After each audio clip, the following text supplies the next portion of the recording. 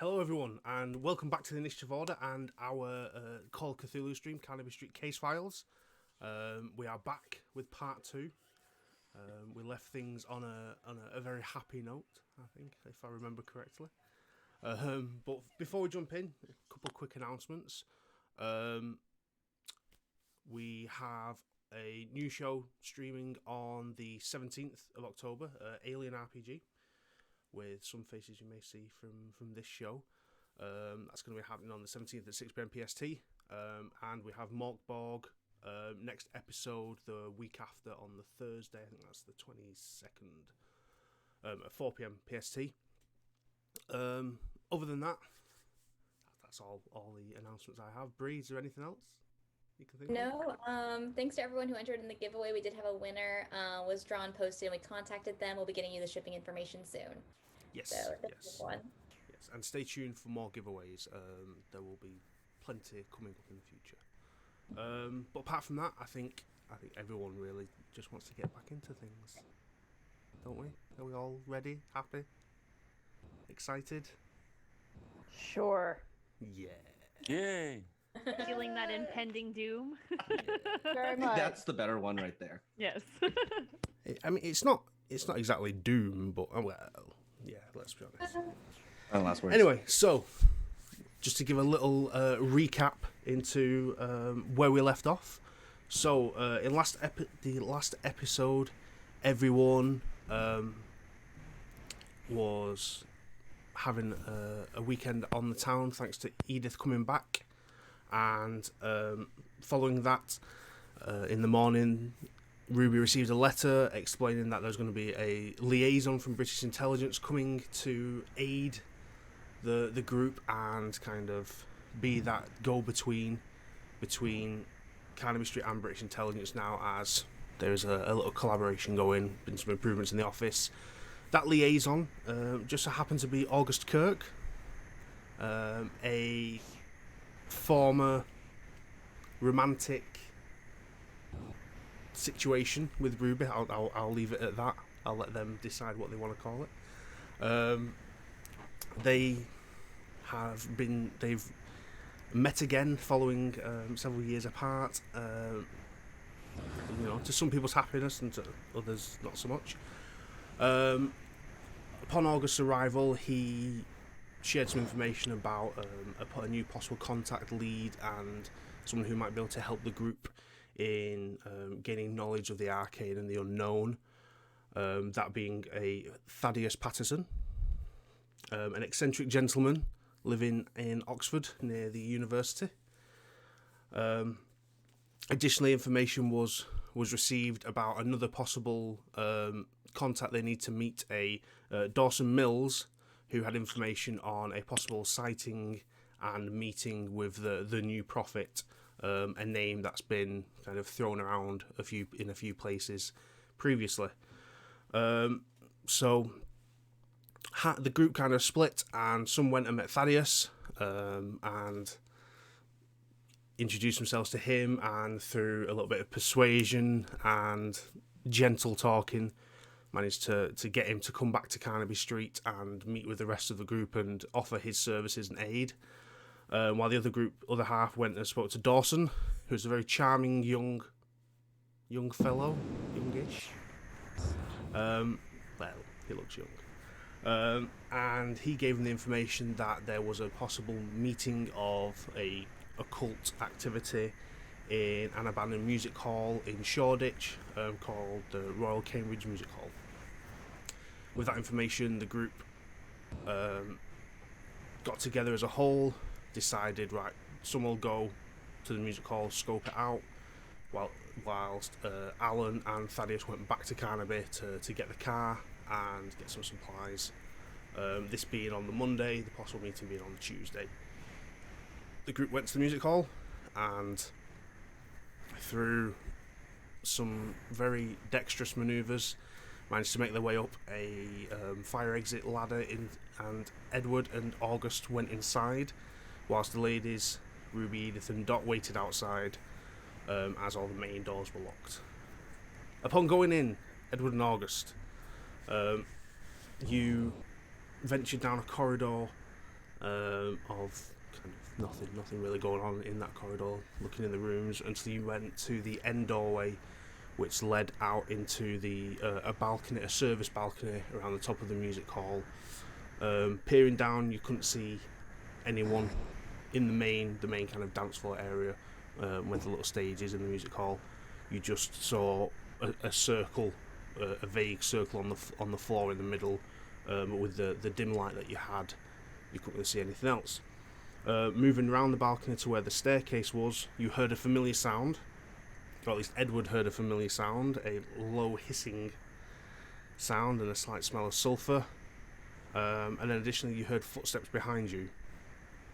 August, not wanting to be there, as this was all new to him and not the sort of situation he wanted to be in, August ran down the stairs towards the hissing sound and encountered something he'd never seen before, which grabbed him, and then he disappeared, leaving Edward on his own with the sound of footsteps behind him, and August is, as far as we're aware, he's gone.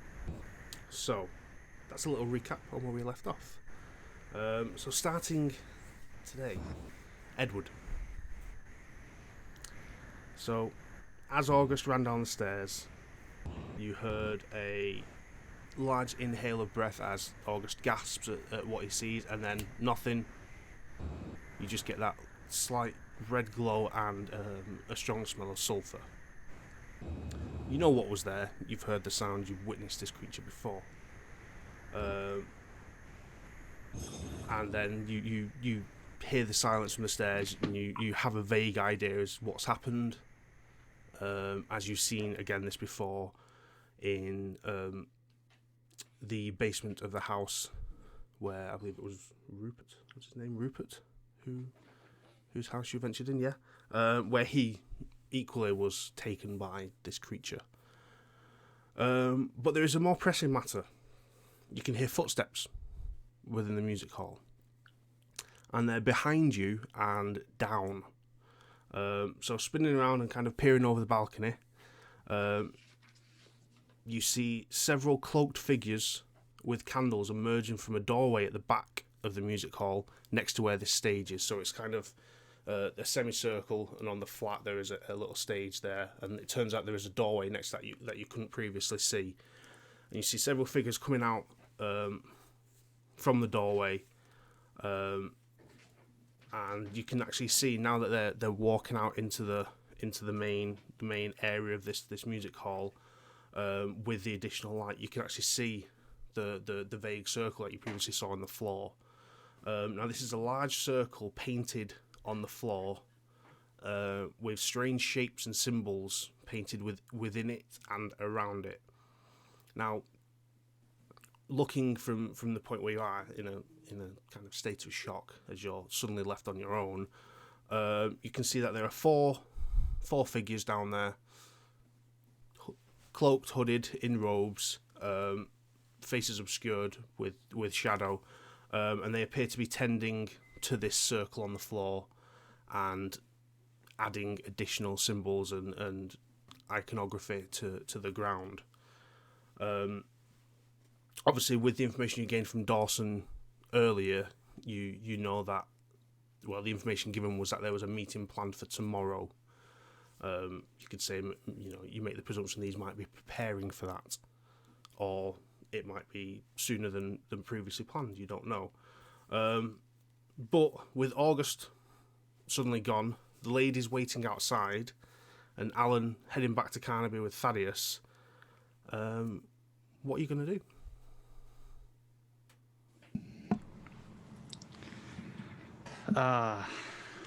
Boy, oh boy.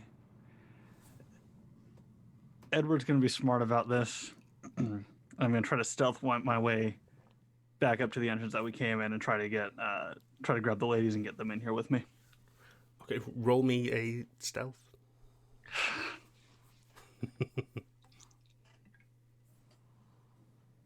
That's going to be a success. Success, okay.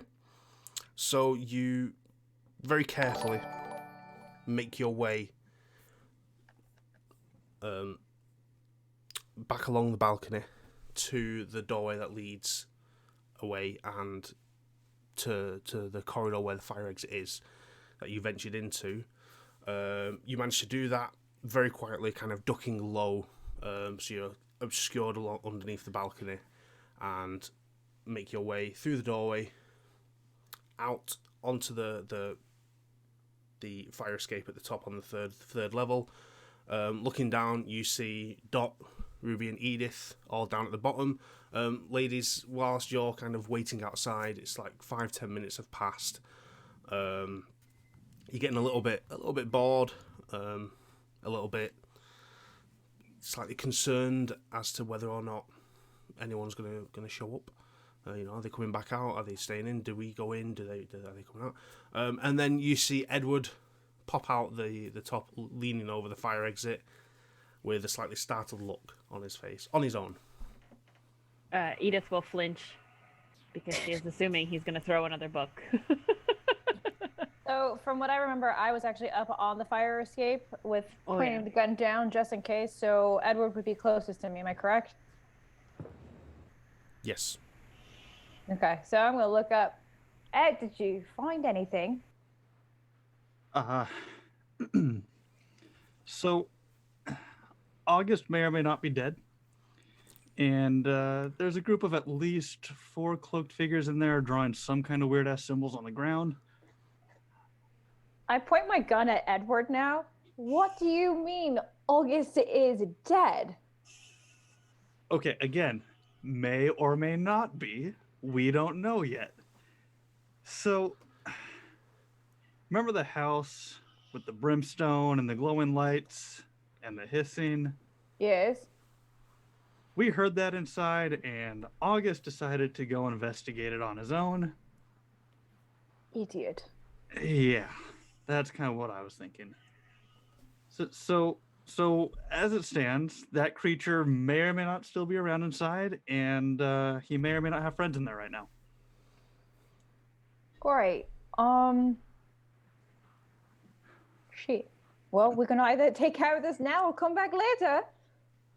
Well, I mean, like I said, I only saw 4 of them, and right now there's 4 of us here, each of us with guns. We could go in there, just start blasting. We could observe what they're doing. Look, I'm just an art curator. You're the intelligence one here. What should we do? I personally think that we need to come with a better plan. As much as pains me to admit that I am very annoyed that August is gone, it is better to go in with a plan than to go guns a-blazing. I mean, you're the expert at this kind of stuff. At least we know we have a way in for sure up here. So, should we wait for Alan and Thaddeus? Yes, I think we should formulate a plan with Thaddeus and Alan, of course, because Thaddeus is going to know what to do in terms of all of this occult nonsense. All right, so I start climbing down. I'll follow down as well. Yep. So you guys make it to the bottom of the fire stake and take that little jump down the ladder at the bottom. So you're all in the alleyway. Are you going to be heading straight back to Carnaby to meet up with Alan and Thaddeus? Or, I mean, the original plan was that they were going to go collect the car and come back. So do you want to wait for them, or do you want to kind of head back and try and meet them before they get there? I think it'd be smart to wait here, but... I agree. How long ago did they leave? Do we know how long it took? It would have been about... How long-ish do you think they'll be back? It would have been probably about 20 minutes, 25 minutes since you separated. And it was about 35 minutes to get back to Carnaby Street, so... once you've got the car, it's only like a 5-10 minute ride, so you're talking another 20 minutes, possibly. Dot, do you have any paper and pen by any chance? Yeah, she has her bag with her. She'll open it up and pull out some paper, pen. You need? Thanks. Edward, do you want to just draw a map of what you saw or something? Maybe one of us can wait out here or just leave the note out here for them. I don't think we have time to wait 20 minutes. Like, Yeah, I mean, I really don't know if what we that. think that August might be dead, I don't think 20 I minutes. don't know what is that a good- creature's capable of. I don't know if he just took him somewhere. If he's still in the building, I don't know. I mean, yeah, I can kind of just write down the directions I went and lead you guys that direction if you want. Okay, maybe we should just get him to kind of map it out for us, and then some of us can go and maybe one person can stay out, or we can just leave the note out here for them when they get here. I don't think we really have time to wait as much. And she'll look at Ruby, and I know him maybe being gone is a good thing, but we should probably save him. Yes, I mean, I have intention of saving him. It's just, if what Edward said is true, I don't think we're going to be much of a match until Thaddeus comes back. At least not against that creature, yeah. I mean... Fair. I mean... And those symbols on the floor, I didn't recognize any of the symbols, right? I hadn't seen any of those before. No, they weren't. They weren't any specific symbol that you recognised, but they were a similar style of symbol to almost all previous encounters you've had with anything within this mythos and this otherworldly entities. Every sort of iconography or writing has this style of symbol within it, and they match in that regards, but the specific symbols you don't recognise. Gotcha. And you said there was cultists in there, Edward? I would assume so. Like I said, I saw 4 of them all cloaked in some kind of dark clothing. They were down on the ground floor around this circle of strange symbols, and it looked like they were possibly adding more or retracing them. I was a couple stories up, so I didn't quite get a good look at what they were doing, but... Weren't they supposed to be here the day after? I think so. No, the ritual was supposed to take place tomorrow. Right. They're meeting. I mean, perhaps they're prepping it. Who knows how long this thing takes to prepare. At the groundwork. And I mean, what's this meeting for exactly? Is it a sacrifice of some kind to this creature? I mean... All I know, it had to do with the new prophet. Mm-hmm. It's pretty vague otherwise on the details from what I remember. But if you, Edith, if you think it's best that some of us head in, if you don't mind me saying, I think Thaddeus might like you better than he'd like me or Edward. Given our very American selves. Okay. I mean, can't entirely blame the man. We're not there, so yeah. Okay. How do you guys feel about going in first? At least if we kind of have a game plan or know where we're going to meet you guys. I mean, if we go in there and we're patient enough and the cultists leave, maybe you can grab some photos of the symbols that they drew. Oh, We absolutely. at least study them back at the office, try to find any information on them. Yeah, I can definitely try that. I wouldn't try taking pictures while they're there. It's somewhat, I mean, you know, attention grabbing. So Start blasting. yeah. Wait, Dot, maybe that is the plan. Maybe we do distract them with a flash and we take them out. I mean, yeah, I can do that. Before we go in, do either of you have any kind of light source? Because it's very dark in there right now. That's an excellent question. As Edward's standing there with one sleeve ripped off his shirt that I totally forgot about. This is true. Oh, I forgot I had a half a pound of mints. Oh, you still have that? Oh my god. No, it's in the freezer somewhere. I can't remember. I think I still... That's either gone off or been eaten by now. Oh my goodness. Okay. I don't Fine. know anything that's a light source. Unfortunately, I didn't flash on my camera, and that's not exactly sustainable. I mean, I could always make another torch. There was a lantern you had that August. I think August was carrying the lantern. I had the makeshift torch. Yeah, let me just check. Yeah, the lantern was actually it's still on the balcony.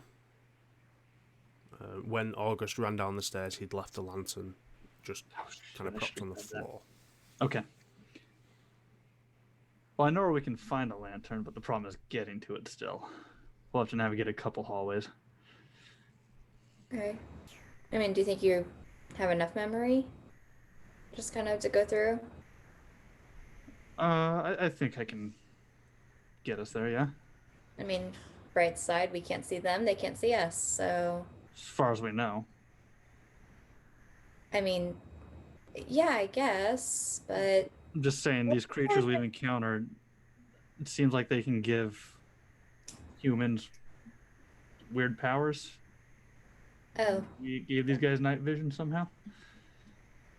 Oh, that's great. Now I have to consider that. Out of curiosity, were they carrying any type of light source down on the ground Yes, or no? they were carrying candles with them. Okay.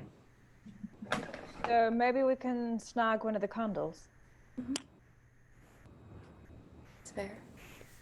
I mean, there were a couple other rooms, I think, in there that August and I didn't fully explore. We could find more useful items or information in. Like I said, we were kind of mainly focused on just seeing what was going on down below. Got it. All right, well, all three of us are going to go, and Edith, you're staying here. Is that correct? Yes, I'll wait here, and she'll have the map ready, and she'll kind of be looking at it. Where are you guys planning on going? She'll kind of hold the map out towards Edward. Well, I'd certainly like to return back to the spot where August may have disappeared and try to find some evidence to maybe try to bring him back. So we're going all the way in to the top of the stairs at least. And then if you want to venture down to where August was, we can. I mean, what's beyond the staircase, I do not know. All right, let's start there then. All right. I will say, given the time you guys have kind of devised this plan and Edwards had time to draw a small map, if gauging the time, if you give it a couple minutes, Alan and Thaddeus will more than likely be back. Ooh. That works. Just with the amount of time you probably spent kind of formulating a plan and that, and they were remembering back, they were slightly closer to Carnaby Street when we left off last time. Then might I inquire as to why you have one shirt or sleeve missing, Edward? Yeah, so again, it was rather dark up there. Neither August nor myself had a light source, so just wrap a sleeve around a piece of wood. Homemade torch. Seem to disrobe quite often. Clothing can be restricting. Edith will go over to Edward and just kind of grab his sleeve and just rip that off. And she's like, there, much better. Now we're all even. And we have another light source. Smart move, Edith. This shirt was a gift, I'll have you know. I mean, you've already ripped off the one sleeve. At least now it's even. Fixable, maybe. You lit the other one on fire. Your burnt sleeve? You were going to sew that back on? Fair point. You're welcome. Okay, so a couple minutes pass whilst you attend to Edward's shirt, and you hear a car pull up just on the edge of the alleyway where you are, and it is Alan and Thaddeus in the new Carnaby Street mobile, as you were. Very nice Model T.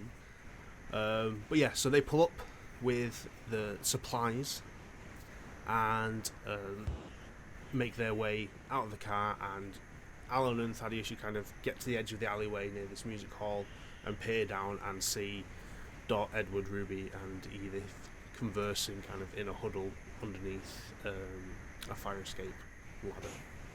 Say, Thaddeus, how are you with a firearm? You're muted. Well, my arm has held fire more than I'd like to admit, but What I was saying in the car on the way over, why walk anywhere in this town when you can ride in style? That's what I would say.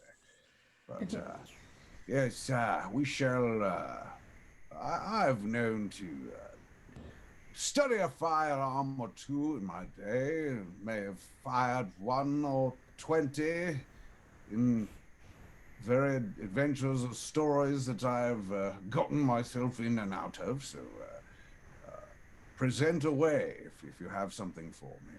Well, good. I have one for you, and I take one out of the bag and I hand it to him because I am god awful with these things. So I'm if it's possible, I would like to stand behind you when the action happens. We'll have to take you shooting, my boy. Target practice will do you good.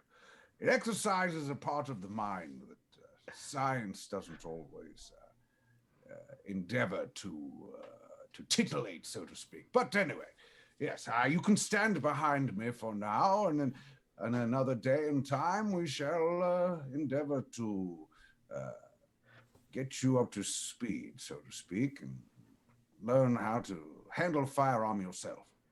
This is the second time that I've been with this group, and I'm just saying they like their firearms, but we may be dealing with things like we spoke about in the car. Ah, yes. Firearms may be useless against these things, but we shall see. That's what I was thinking myself. So I will just carry the ammunition and be very far away from and I'm going to just kind of go up to the side of him. Shall we, my friend? Let us proceed. Once more in the fray. And I kind of close my eyes and... Ruby! Edward, what are you doing? I thought you would have already been inside the building by now. Where is August? Edward, would you like to explain that one? Certainly. And I will divulge the information once again. I don't know if you want me to go through everything again in detail, but everything I told them, I will also let Dr. Sherwood and Thaddeus know. I'm going to start handing out the supplies, putting the bags and kind of opening the car to show everybody what I've set up. Also, in preparation for this, I brought a syringe filled with phenylbarbital. Okay. And air. I figured we would need it. I put For both in what? I was utterly useless with the firearms last time. I had better luck with these two. Maybe I'll figure it out. Did we have a plan?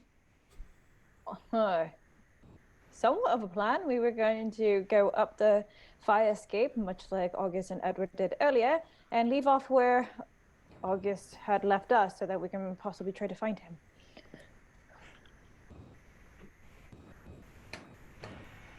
Let's go. Now that I think we everybody's should. here. Let's go. Okay. All right. Edward will start climbing up. Okay, so you all make your way up the fire escape. A couple of you giving Thaddeus a slight hand to get up the initial ladder, as there's a little bit of a gap before getting to it. But with everyone there, it's not too difficult. You make your way up, and you get to the entrance into the building at the top, and step into this quiet and dark corridor that leads down to the service balcony. Again, there are a couple rooms on either side. The doors are open, they're dark inside. Can everyone give me a stealth roll, please? So it's D100, and you have to roll less. Edward's already failed from the look I can see. Failed. Oh. Success. Awesome. 3 successes, 3 fails. Okay, let me roll. Oh no. Okay. So you make your way in. Are you going straight to this end door that leads onto the service balcony, or are you going to check these rooms prior to doing so? As we're walking, I'll point out the rooms and say, August and I kind of poked our heads in, but again, we didn't search them in great detail. I think we should just try to find August. We All can right. search the rooms later. Weren't we gonna look for a light source perhaps in one of these rooms? Oh, should we have found that lantern that August dropped at the top of the stairs? That's Farther ahead. That's further ahead. That's Oh, within the main okay. balcony. Well, I have Edward's sleeve. And I have a lighter from my cigarettes. Perfect.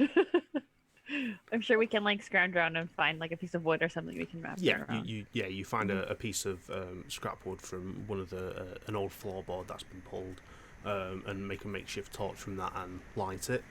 So you now have two light sources with you. A third if Alan wants to use his lighter as an additional smaller source of light. Do we Put that hear away, anything- Edward. Do we hear anything going on around us while we're up here? Make me a listen check. Anyone who wants to see if they can hear anything. I do. Oh no, pass. I'm going to use some luck points to pass. Okay. Says, I'm gonna use my luck points as well to pass. quiet, listen. Oh, there we go. I passed. Okay. That's how I do it. Listen, do you smell something? No, but I can hear. No, but I can see something. Okay. So you all, as you're progressing down this corridor to the end door, kind of strain your hearing out and listen to hear if you. I wanted to say see if you hear anything. But you listen to figure out if you can hear anything. And you do hear sound from behind the door. Turning now to August for a moment. Can you please roll me a sanity check with a penalty? So roll the percentile dice and then roll an additional tens dice and take the higher number. So roll the percentage and then another 10. Yes, and then take the higher.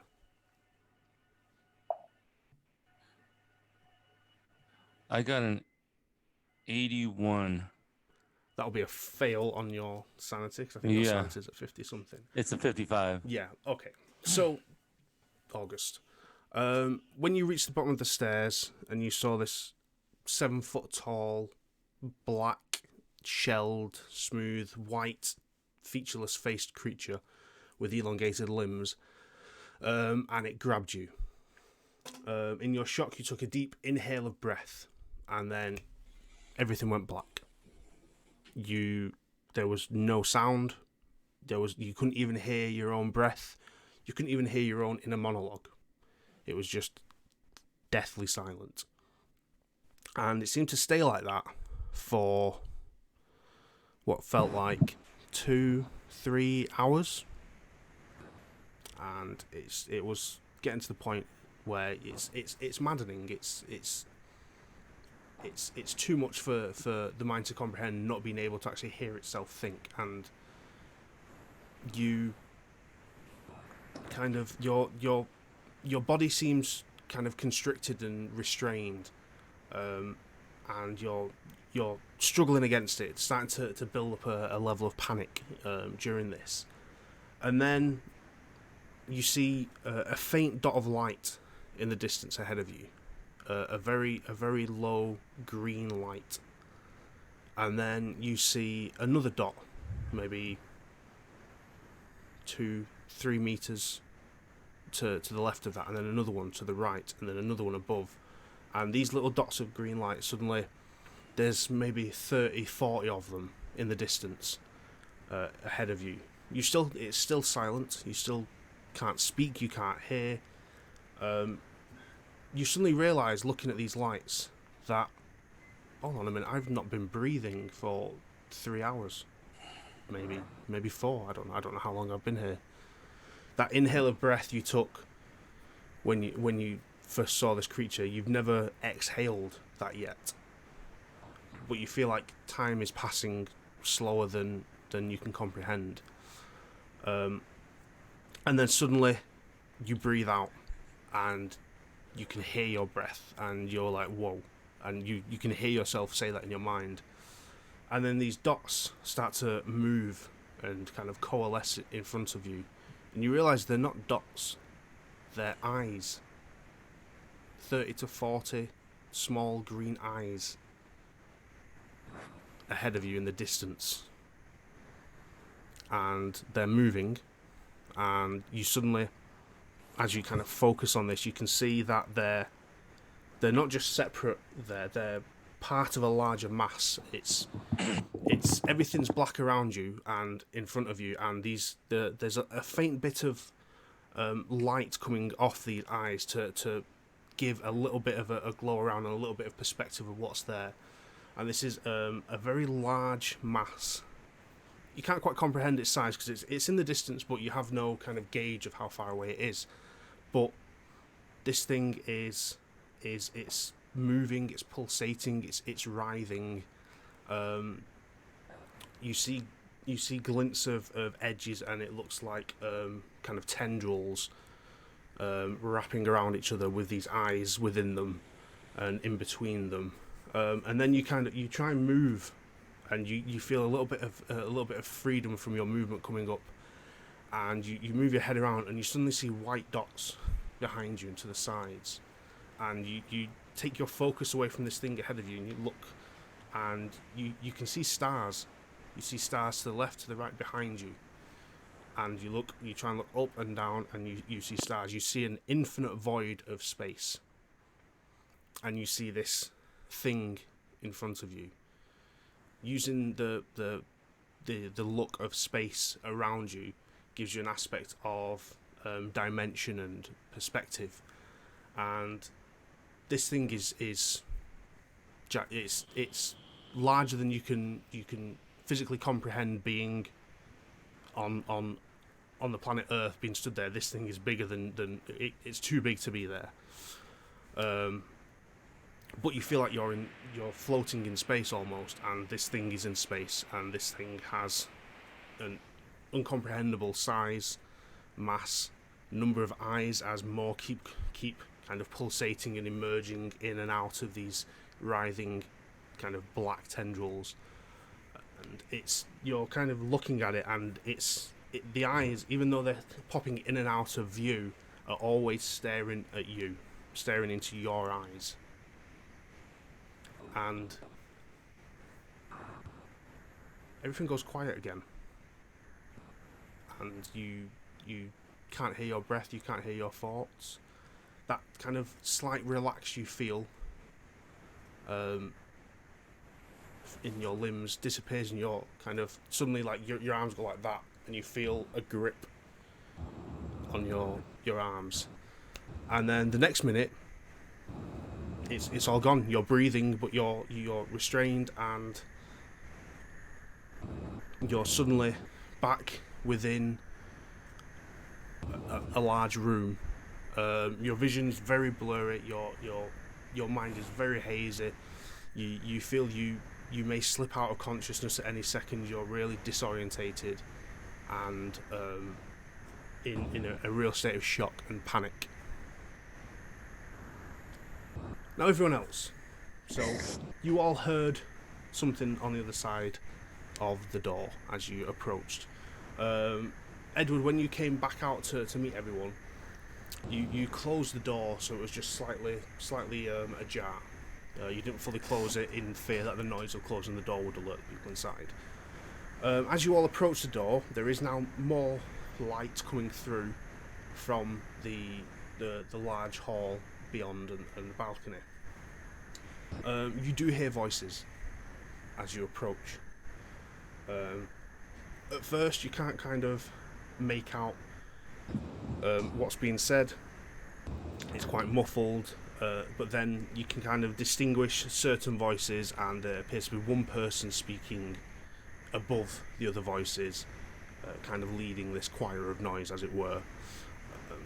Does anyone choose to open the door, or are you just going to stand there? Okay. So are you whipping the door open, or are you just slowly? No. So I actually want to take the nose of my shotgun and kind of like pivot it just a little bit. Yeah. I want to be able to see one of their faces, because I actually want to use read lips on them. Okay. If I could see them. So you slowly open the door. Now you open the door to this balcony, which is 3 stories above the ground floor. There is only the light source you have on your side of the door. On the other side of the door, you can see that there is a bit of light, but it's coming from the ground level, and it's candlelight. So from the distance, you're going to struggle to read lips at this distance. Okay. But can I? Go ahead. But by opening the door further, you do get a clearer volume from the people speaking, and it's clear enough to hear what is being said, because they are not whispering. Okay. So kind of taking that time to open the door and everyone get closer to a point where you can all hear what's being said clearly. You hear one person speaking above many, and you hear it appears to be someone addressing a group down on the main floor. And listening in without stepping further, you hear several phrases being said and responses. So you hear a person say, "As our numbers grow, so does our strength," and then you hear a small cheer from the other people there. This cheer is a number of voices, more so than was previously estimated to be there. You hear this main person go, "The prophets may have left us, but their teachings live on through me and my visions." And then you hear another cheer from the group. This cheer resonates, male voices and female voices. You can tell from the different tones and pitch. The person then goes on to say, "On his return, he will lead us into a new dawn. A darkness will fill this land, but we shall stay bright." And again, they go, "Yeah." He then says, "With the Harbinger on our side, we can control our plans and remove those that get in our way." And then you hear, it sounds like they want to cheer, but there's a little bit of fear in the tone. Yeah, a little bit. And then this main voice says, "Come, my brothers and sisters, let us commune and bring him forth. Our Lord, the knowing man, will grant us his harbinger once more." And then, rather than a cheer, you start to hear a low chanting sound coming from every voice down on the main floor of this music hall. What are you all going to do? I think I don't need to tell you that's not good. What's going on down there? Dot would have started whispering to Thaddeus, "Do you know what the Harbinger means? Have you heard that before?" Do I know what the Harbinger means? Keeper? You're not 100% sure. The Harbinger isn't a name you attach to a specific creature. It could just be what a creature's been nicknamed or called. There are many names that they attach to many things, but none of it is good. I've found it in my travels when groups of large people start chanting languages you don't understand. It's never good. Understood. Ruby, is this the part where you wanted us to distract? Potentially. Again, just to let you know, you haven't stepped through this door onto the balcony to fully view what's going on down there. You're just kind of listening at the doorway. How clear of a shot do I have to the person speaking? With what weapon? My shotgun. Not very. You're nearly 3 floors above them, looking down at an angle. It's not like a straight down angle. It's a large music hall there towards the centre near the stage. the doors on the side. So with a shotgun, you could probably blast away and maybe just pebble dash very slightly. Is there any versus cover if I punching. were to go through this door? If you go through the door, the balcony itself is fully wood panelled. The rail and side, so it's not like wooden slats and you can see through. It's a full wooden panel, so you could literally open the door, sneak, and walk the full length of the balcony stealthily if you wanted, without being visually detected. All right, so I'm going to turn to the group. Who has the best shot besides me and Bree? I mean, Dot, sorry. Dot. Dot has a rifle. Maybe that'll be a better accurate shot than the shotgun. Or I'll just go out there and start raining down some bullets. We need a distraction. The second that first shot goes off, they're going to be looking. But we might as well all fire at once. Exactly, but we have to have good shots. Otherwise, we're just going to be spraying bullets everywhere. Well, how about a couple of us set up here and a couple of us move down and try to get a little bit closer? Get them from different angles. Good idea. Again, who has the better shot? I don't, so I volunteer to be the distraction. Great. You can go hit somebody with your needle? I have something better. Okay. So Dot and I are up here. Edward, you can accompany Dr. Sherwood, because that tends to be your cup of tea, so to speak. Thaddeus and Edith, where would you like to position yourselves? I'm not the greatest with firearms as well. Closer up, maybe, is better for me. Thaddeus, your magic. How close do you need to be? Depends on the spell, I suppose. Anything particularly for large groups? Nothing really for large groups, more of a... But perhaps I could command I could perhaps dominate the leader, but it's risky. I think taking him out physically might be the better move here. I mean, I also could pack a good punch if I needed to. Oh, yes, me too. I'm better with these than I am with this. And she'll like hold up her pistol, kind of at the butt like this, not like properly. I could try one thing to avoid all sorts of death here. I could try one spell, and if it doesn't work, then I will do my best to get out of the way. But I do have a spell that could work, and I could cast it on the leader and tell him to make the crowd disperse. It's risky, but I think I can do it. All right, it's a good plan A, and then plan B is we shoot and fight our way out of here. Pretty much. Edward, you're not good with the firearm, right? I'm decent. I mean, I'm not the worst. Okay. Well, Edith, darling, then. Dot's gonna come over. Have I shown you how to use my camera before? No, you haven't. I've never really. She's gonna give her a very, very quick kind of Cliff Notes version. The photos will do absolutely nothing. You can't hit someone with this, please don't. But the flash might actually really help. If you remember in the forest that one night. Right. Okay. They'll be pretty much startled for a second, if you need it for any reason. Edith, would you also like my shotgun? I can go down with the boys. I do have a pistol. My shotgun might be a little bit more steady up here. Unless you don't know how to use one. I do. I do know how to use one. Just my aim isn't the greatest, but yeah, that's fine. All right. I'm going to hand over my shotgun to her. I'm going to go downstairs with the boys because it's going to be some neck cracking time.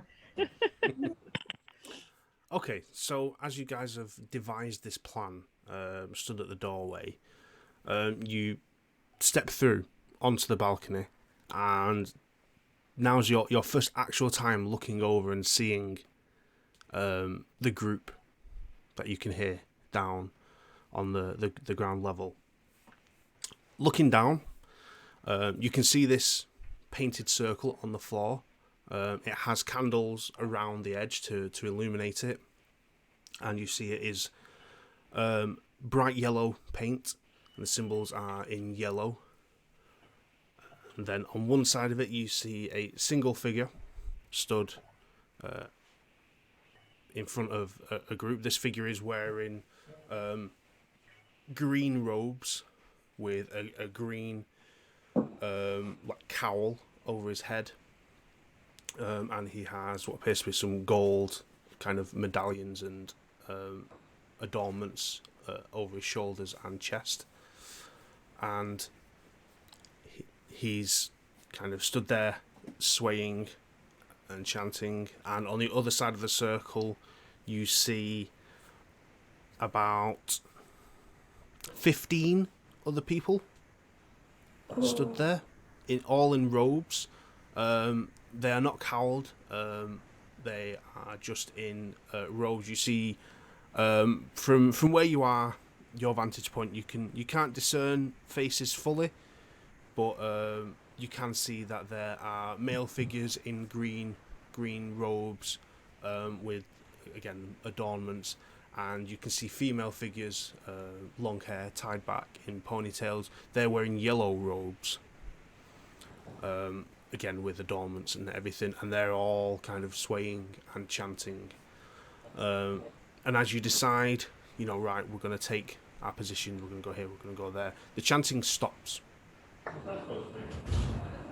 And you see in the middle of the circle a shimmer, a slight luminescent kind of shifting, where you're looking at the circle, but your perspective seems to wave as you're looking at it, and then just like that, out of nowhere, you see a creature you've all seen before, 7 to 8 foot tall, black, sleek creature with an almost beetle-like shell with a white head, featureless face, elongated arms, holding in one hand stretched out a semi-conscious August, and it just drops him on the floor. And you see the figure stood alone goes, "Ah!" Our harbinger returns and bows very slowly and goes, "And they have brought an offering to our Lord. Strap him down." And then you see two of the congregation run over and start to bind August's arms behind his back. Am I close to Thaddeus to give him my little card? Yes, you're all kind of still congregating on the balcony, about to move into position. I'm just going to hand it to him. I'm going to look at Edward. Good luck, old boy. And I turn around. I run as fast as I can down the stairs, and I yell, "Destruction!" And I just go as fast as I possibly can and leap down and see if I get their attention. Okay, right. So we've got a few things to do here. Oh boy. So, first off, everyone else, roll me a stealth check. Alan, I don't think it's necessary for you to do that, realistically. Oh, he's the stealthiest screaming person in the whole entire world. Ooh, crit success! All zeros! Woo, that's awesome. So, Dot succeeded, Edith succeeded, Edward and Ruby failed, Thaddeus failed. Okay, wonderful. Here. So, as a group, that is a failure. Damn it, even with my crit success. Yes. You turned invisible with the rest of us. Where did Edith go? I need to do some quick rolls here. That's a very good roll. Okay, I rolled percentile dice twice. I got 1 and then 0. All right, this is how we die, y'all. Oh no! R.I.P. guys. It was nice knowing you. Okay. Let's work through Let's die. this. First off, August, you are on the floor, semi-conscious. You're not unconscious. You're just kind of dazed and confused. But you do feel the presence of two people grabbing you and binding your arms. Now, this isn't you immediately recognise what's being done, as this has happened to you many times before. Has it? Do I enjoy in different it? circumstances. But within your position within the military and within the intelligence world, you have been kind of detained before and had your arms tied behind your back. So you do feel that sensation, and being of a military background and a spy, as it were, you do have the kind of the knowledge and the instinct to be able to recognize when that's happening and improve your focus as best you can to counteract that. Whether that be you've got the option to either kind of fully resist, or you can use some counter-espionage techniques to, when they're binding your arms, to hold it an extra space so that once it's bound you can slacken it and get your way out. You also, I will let you know this, you do have your the family heirloom in your back pocket, which you can also... Oh, they didn't remove it. Okay. No. Nothing's been Okay. removed from you. You still have all your Okay. stuff. You're literally just removed from this existence briefly. Okay. So you do have that to your advantage. But So are you they are... bounding my arms behind my back? Yes.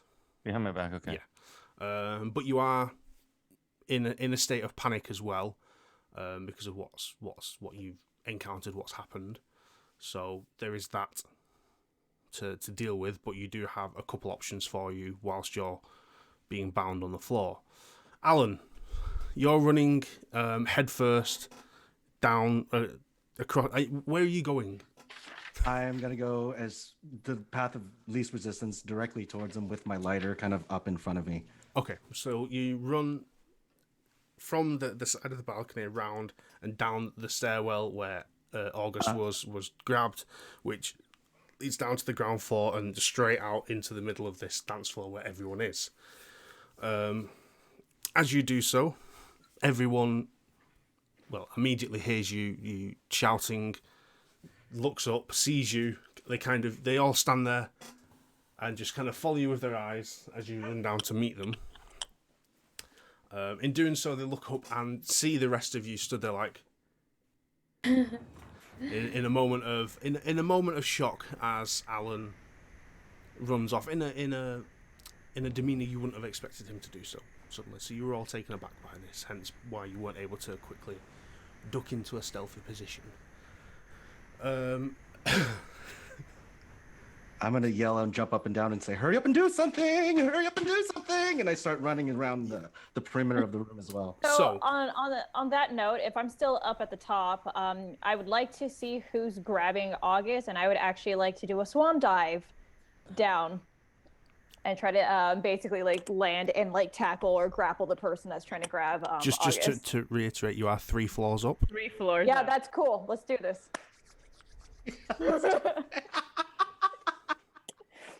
She's an operative. Come on. Okay. He thinks she's Laura Croft. Let's do this. Okay. Make me a dex check with a penalty as you're 3 floors up. Okay. I'm not crying. I'm gonna swan dive. You remember that it's 3 floors up, right? She's like, yeah, let's do it. Yeah, let's do it. Well, so lucky for, what's the penalty? Because you didn't tell me what the penalty A was. penalty is roll D10. an additional 10s dice. Take the higher number. This is also going to be a hard roll. Okay. Because so far I got a 20. Okay, Percent. and for a So hard that's- roll, you need to get less than a 12. Looking at your character sheet, Okay, on the D10. in total. Oh, well then that's a fail. That's gonna be fun. Let's do You it. do Have jump luck off. Points. But I do have luck points. I have Push a lot luck of point, luck points. I will say you can use some luck points, or if you want to push the roll to get a re-roll, you can do that. But you need to give me justification for that. Listen, Ruby's love for August is so strong. It is so strong. No. Okay, well, so hold on. Let's like really like recalibrate this. So if it's 3 floors, can she actually like? I know parkour wasn't like a huge thing back in the day. However, like you could still do a fall like that without calling it parkour. So it just basically it would be like leap down. What you could do, you could run at the balcony, jump, kind of launch yourself off the banister, and push off that out to give yourself enough distance so that when you do land, you'll potentially land on the group of people rather than just on the floor. Sorry if that was a bit loud.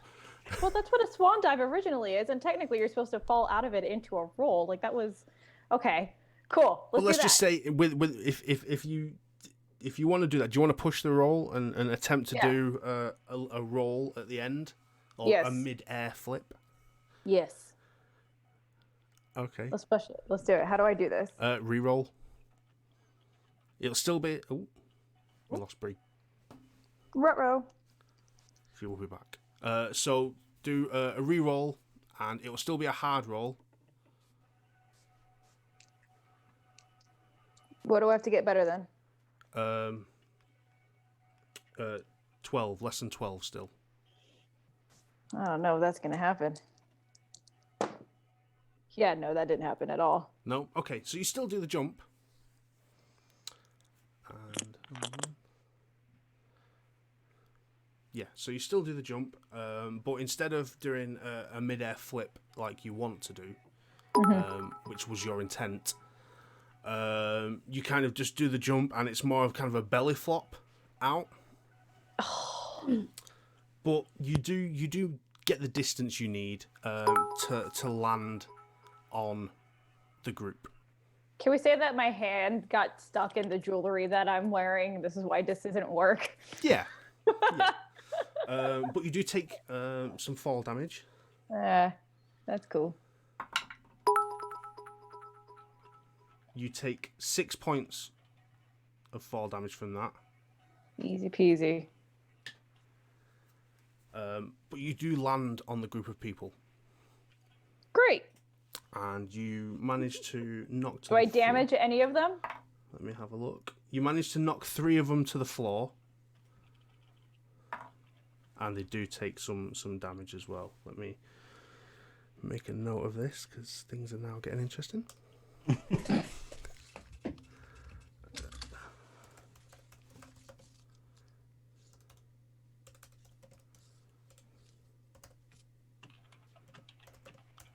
Okay. So you are now kind of fully splayed out on top of 3 individuals on the ground floor. You're in quite a lot of pain. You may have cracked a couple of ribs in doing so. No, it's fine.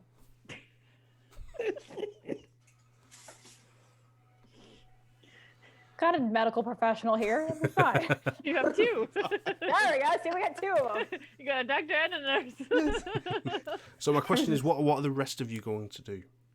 Edith will take her shotgun and try to shoot somebody.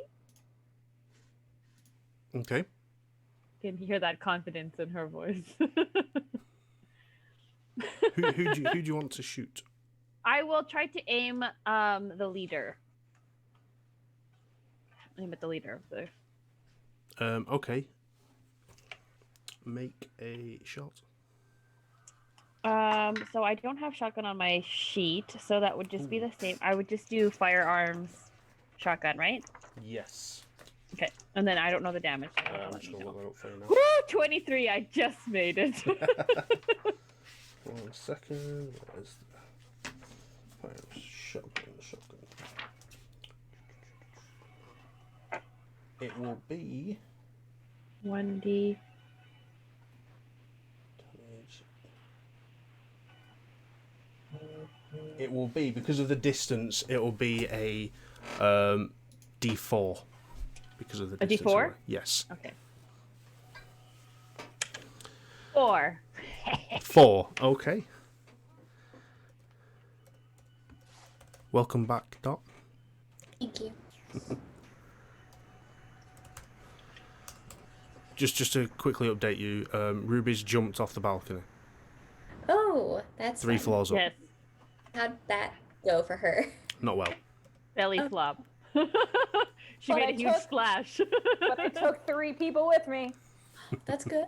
Yeah, see? Yeah. Okay. So you take a shot at the main person, who you all believe might be the new prophet, from their position, their stature, what they've been saying. You take a shot. It's at distance, so the range wasn't great, but you manage to hit him, and he does kind of recoil as he takes a little bit of buckshot into his shoulder from the shotgun, and he shouts. He does the very stereotype, "Get them!" And you suddenly see everyone else start to rush around, making their way directly towards Alan, who stood at the bottom of the stairs, which is their main thoroughfare up to you all on the balcony. Alan, there's about 8 people running at you at this moment in time. They do appear to draw out weapons. You don't see any firearms, but you do see a couple of switchblades, some ceremonial-looking blades. Is And that some gentleman bats. with the that was being like the orator? Is he near me at all, or is he... He's probably the furthest one away from you as it stands. Okay. You're at the back of the music hall. He's at the stage end. Edith, you're muted. Oh, sorry. Question. Is that monster thing still there? I totally forgot about that thing. Yes, that's stood in the central I should have shot circle, that thing. kind of just leaning over August. It's currently not really doing anything. But standing there? It's still stood there 8 feet tall. Oh, man. Edith will be holding her shotgun and look over her shoulder at Thaddeus. Yeah, so remember, we're kind of a shoot first, ask questions later kind of group. Do you have any other kind of magic? Shooting magic? No. No, just any kind. Yes, but it's all close range. I need to get to where I need to get to the leader. Let's take... Thaddeus, and after seeing Ruby jump, Edith point her shotgun down at them having this conversation, I'm going to try to grab Thaddeus by the wrist and start running down the stairs.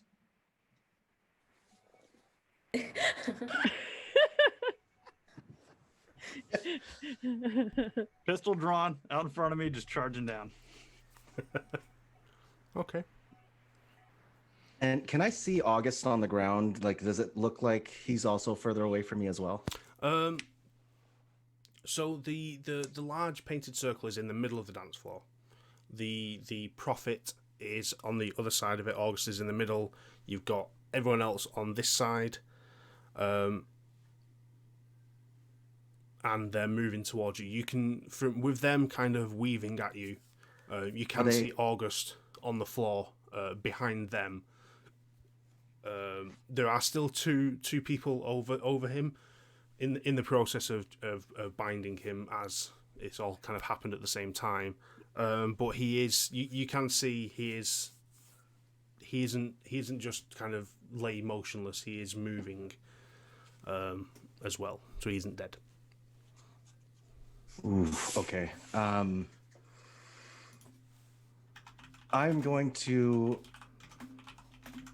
do my best to see if I can give my team some more time. So what I'm going to do is I'm going to look at the group and kind of, this building is not up to code. I'm going to start walking just as confident as I can, and I'm just not going to pay attention to them. I'm going to try to beeline it around them. And if anybody gets close enough to me, that's when I'm going to pull out my pistol. Okay, make me a persuade roll, but a hard persuade. Oh boy. Okay. Oh, it's oh jeez. Oh, here it goes.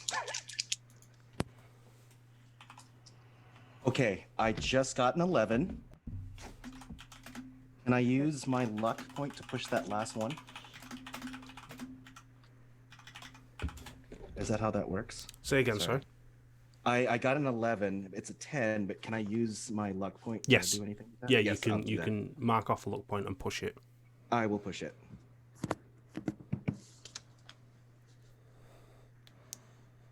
Right, now I've got to roll. Okay. So as you kind of rush down the stairs, get to the bottom, and then suddenly change your demeanour and kind of pull yourself into a more official stance and approach them. A couple of the 8 people that were kind of pulled weapons and were moving towards you, some of them kind of slow their pace and go, Is that you, William? You look ridiculous with that garb on. no one responds to the name William. Oh, shit. But a couple of them kind of do, when you say the building's not up to code, they do peer around and be like, is it? Hold on a minute. A little bit dumbfounded by the concept that they are in an abandoned building that has previously burnt down, and you could be a health inspector. And I'm going to try to walk away from the stairs to give Edward and Thaddeus time to move down further. Yeah. So as you move off to the side, the 8 people, they still kind of, the ones that slowed their pace a little bit, confused by the concept that, you know, you may be here for safety reasons and they're not 100% say committed to the cause, or not fully initiated into this thing, and have that kind of common sense think, oh, actually maybe. They move towards you. The ones that just didn't pay attention to your ruse are, a couple of them are moving towards the stairs still. A couple of them are still moving to you with blades drawn.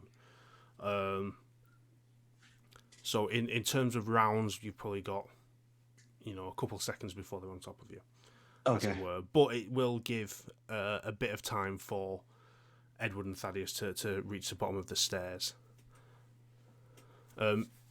Dot, is there anything you're doing during this quick first kind of initial burst of action? She would have gotten her rifle out and started trying to get a good line of sight on the main guy who was orating this whole time. Yeah, the main guy is, I mean, he's been shot in the shoulder by Edith. So he's kind of holding that, but his main focus is on the creature, the Harbinger, as they call it. And you can see he's muttering something under his breath during this time. Understood. Yeah, she would take a shot at him. She's tried shooting at that beast before, and it didn't really seem to do anything. Okay, so do you want to roll? You're using your rifle, aren't you? Yes. Wait, so let me check your damage on that very quickly.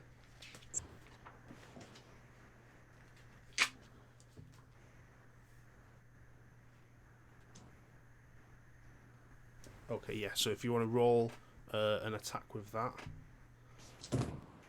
Oh yeah, it's a success. Yeah.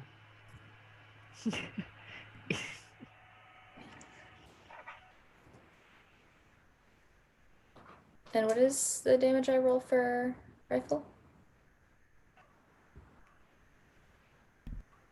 Would it be the same as a... I can look it up. You're muted, Danny. We can't hear you. It's good damage actually. It's a D8 plus a D6 plus 3. Ooh. Okay. Thank goodness. But he is going to attempt to dodge. Plus 4, 5 plus 4. 9 plus 3, 12 points. 12. Okay. Let me just jot this down.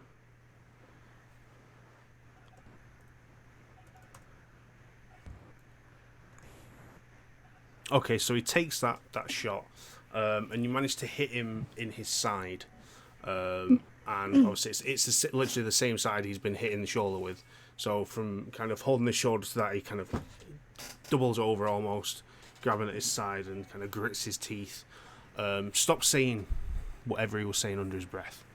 But in kind of breaking that concentration, stopping from saying that, you notice that the creature shudders in its place for a second, as if a bond was slightly broken. But then he kind of grips at the wound in his side and then carries on muttering under his breath, trying to focus on this creature. Good. Whilst all this is happening and some people are running at Alan, August, you're still on the ground. Roll me. Let's see. Roll me a straight con roll, please. That is a fail. Jeez. What did you roll? A 37. That's a success. Don't have to. Oh, I thought I had to be under the 30. No, it's just a straight roll. It's not a hard roll, so it's under the 60. Oh, okay, cool.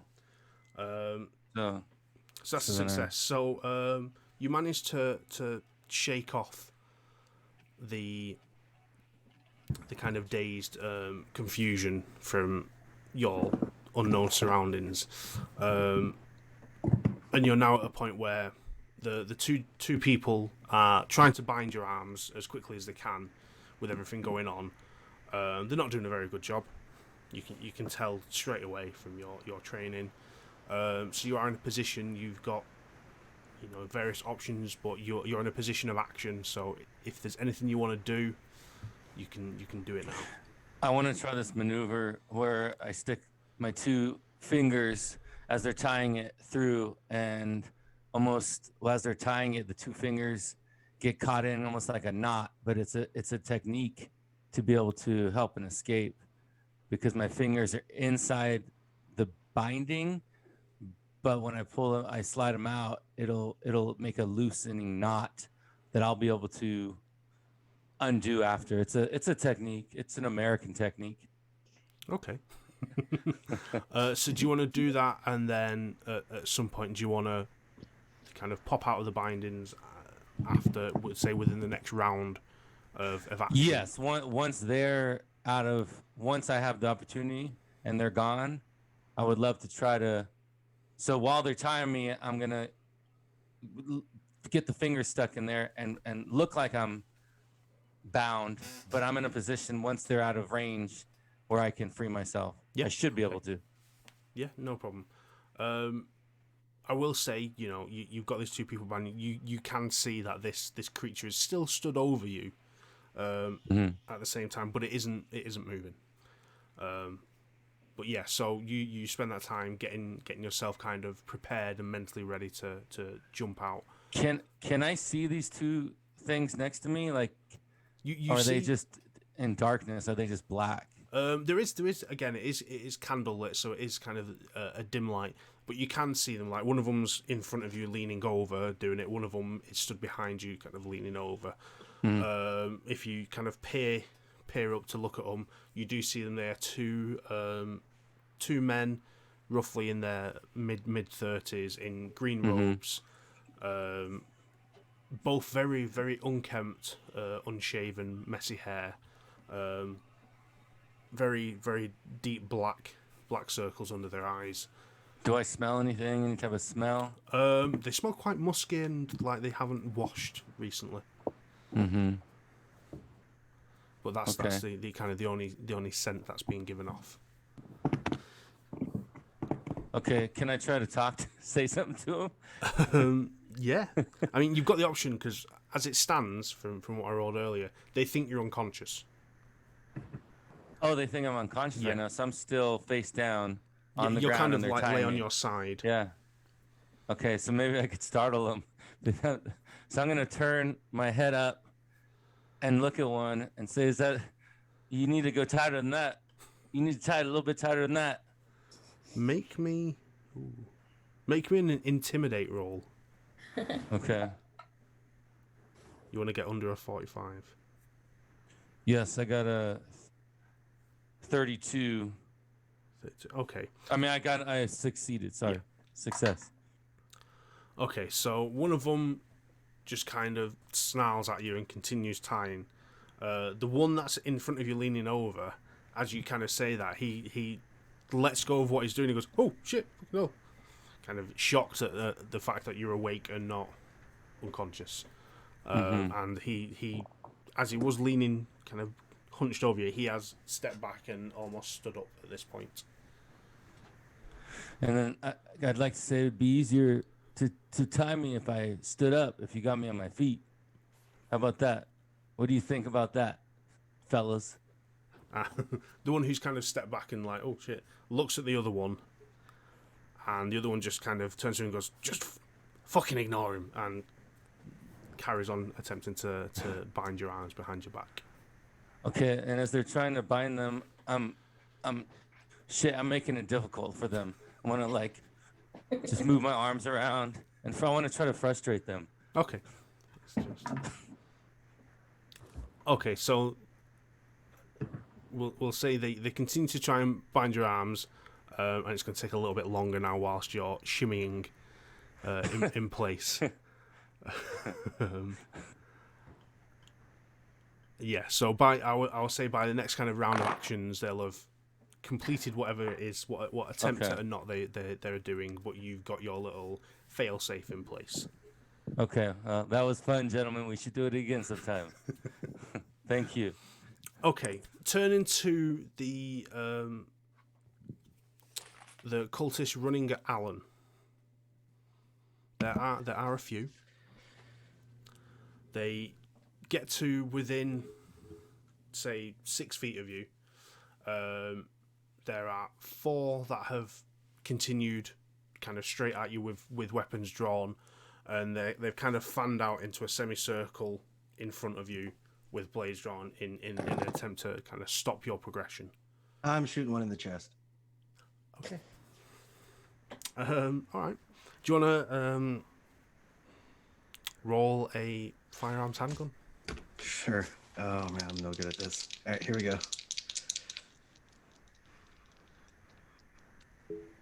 That's a 90. No, 29. 29.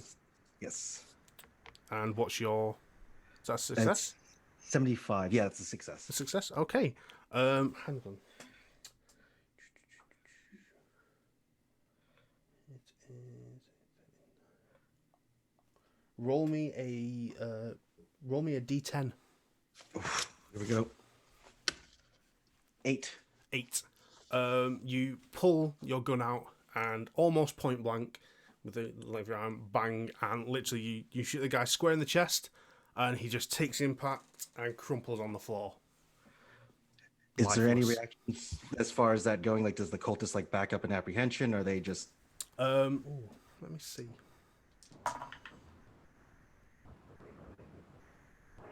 Okay. Yeah, the 3 that are remaining, kind of one of them takes a step back in horror at the sudden pulling of a gun and shooting someone point blank dead. The other 2, that gentleman had a switchblade. There is a female to the right and a male to the left, who have more of a ceremonial dagger that's got a slight curve to it. Stay back. They kind of they grit their teeth, kind of really wanting to step ahead and thrust at you, but obviously you've got a gun on them, so they're hesitant, but they're kind of looking at each other, kind of formulating, who's going to go, who's going to take that first step. But you're at a bit of a standoff now. If there's any hesitation, I'm going to shoot the person with the ceremonial dagger as well. That's both of them have the daggers. Okay. Are you I'm literally just going? Are you going to go and pop another? I'm gonna back up towards the stairs and just kind of like make it so I'm, again trying to keep the distraction, but slow my pace down and back up my original approach. Okay. Yeah. Okay. So you move into position. Edward and Thaddeus, during all this kind of fracas, you've managed to get from the balcony down the stairs. Edward dragging Thaddeus almost in haste to the bottom of the stairs. All right, I know this probably isn't helping the Americans' case here, but I think you're the only one that can stop this thing. Colonists. What are you guys doing? You reach the bottom of the stairs just in time to see Alan shoot someone square in the chest, killing them. A shot. Thought you weren't good at firearms.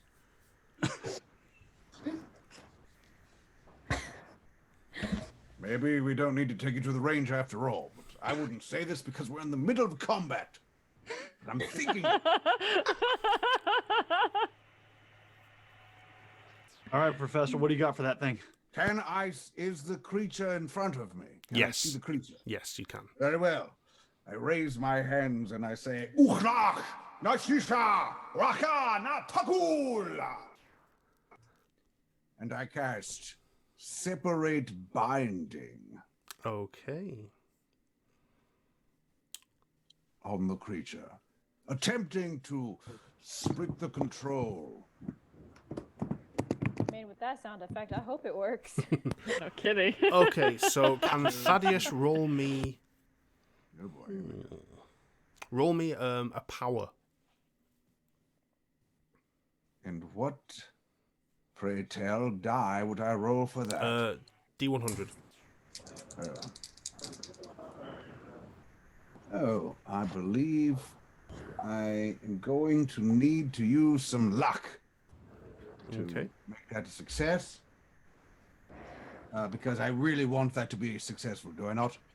Yes. That's very epic. I'm going to spend 35 luck points Okay. to problem. make it work. Okay, so you cast this spell. Let me just look. Can you reduce your sanity by 1 Yes, I can. to start with? Let me just roll for this creature.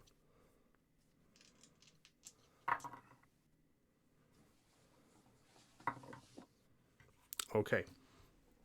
So you cast the spell at this entity, this creature, and you see it. It's still kind of stood there in a very ominous position over August, who's bound on the floor, with the prophet stood behind it, clutching at his side, trying to mutter something, focusing on the creature. You get to the bottom of the stairs, see it, throw your hand out, recite the incantation, and a moment passes, and then another moment passes, and then you kind of, within your own self, you feel a wave of energy kind of push out from yourself, and then the creature you see stood there, goes from being stationary to, it kind of sways, and then it starts to look around in a not a panicked way, but almost like a cornered predator would. It's like kind of looking around, even though it's featureless. Its body movements are surveying the scene, as it were, and it takes a step back, almost because of its size, almost stepping into the space where the prophet's kind of clutching at his side, and he has to shuffle his way out very quickly before it almost steps kind of through him. And as it does so, it goes from being stood upright in its kind of 7 to 8 foot tall presence to crouching down onto all fours, in a very aggressive predator looking around position now, almost like it's turned into combat mode, and it's ready to go. So, would I have time to cast another spell? Not within this kind of round. Wait, very well, very well. But within the next one you will. So kind of moving back round, Rubi, you've knocked 3 people down to the ground as you swan-dived or belly flopped onto them from the balcony. Your saw, again, you think you more than likely know you've cracked a couple of ribs doing that. Not as graceful as you intended. But you knock these 3 people to the ground, 2 of which are unconscious. Great. One of which is additionally kind of writhing in pain on the floor, clutching at their stomach where your knee landed. Good. What do you want to do? How close am I to the lackeys that are trying to tie up August? You're probably about 2 arms lengths away. Great. I'm pain right now, and pain is not a thing. Adrenaline just kind of kicked up to her, so she's gonna basically run up to those guys, and she's gonna do her little bit of a Black Widow thing. So trying to like jump up onto them and like basically bring them down. Okay. And I'd like to take my shotgun out, or not my shotgun. Sorry, my handgun. Okay, roll me a fighting brawl first. That is a success. Success, okay.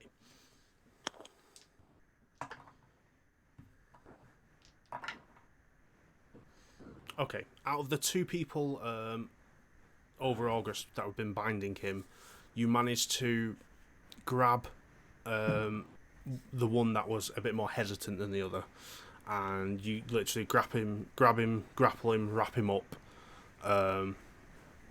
and you're now in a position. You kind of pulled your handgun during this whole maneuver, being quite agile as a spy that you are. So you've got a guy kind of pinned up on the ground with his arm up his back in the air, ready to you could snap it at the elbow at any moment, really. And you have your gun drawn. Is it okay that I have my knee on his arm? Yeah. So that I'm still having 2 hands, but like using like my body on him. Yeah. We can say that was all Cool. part of it. Yeah. Cool. So you've got him pinned and you've got your gun drawn.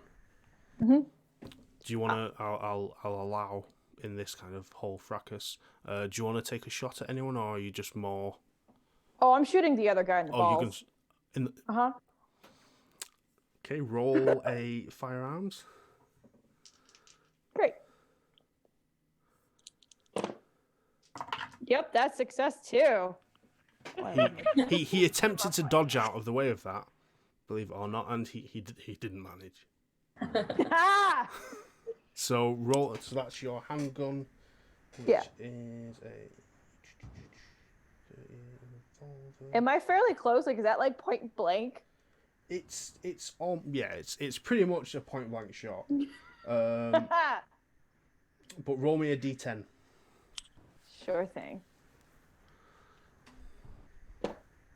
That is a 10. Ooh. Okay.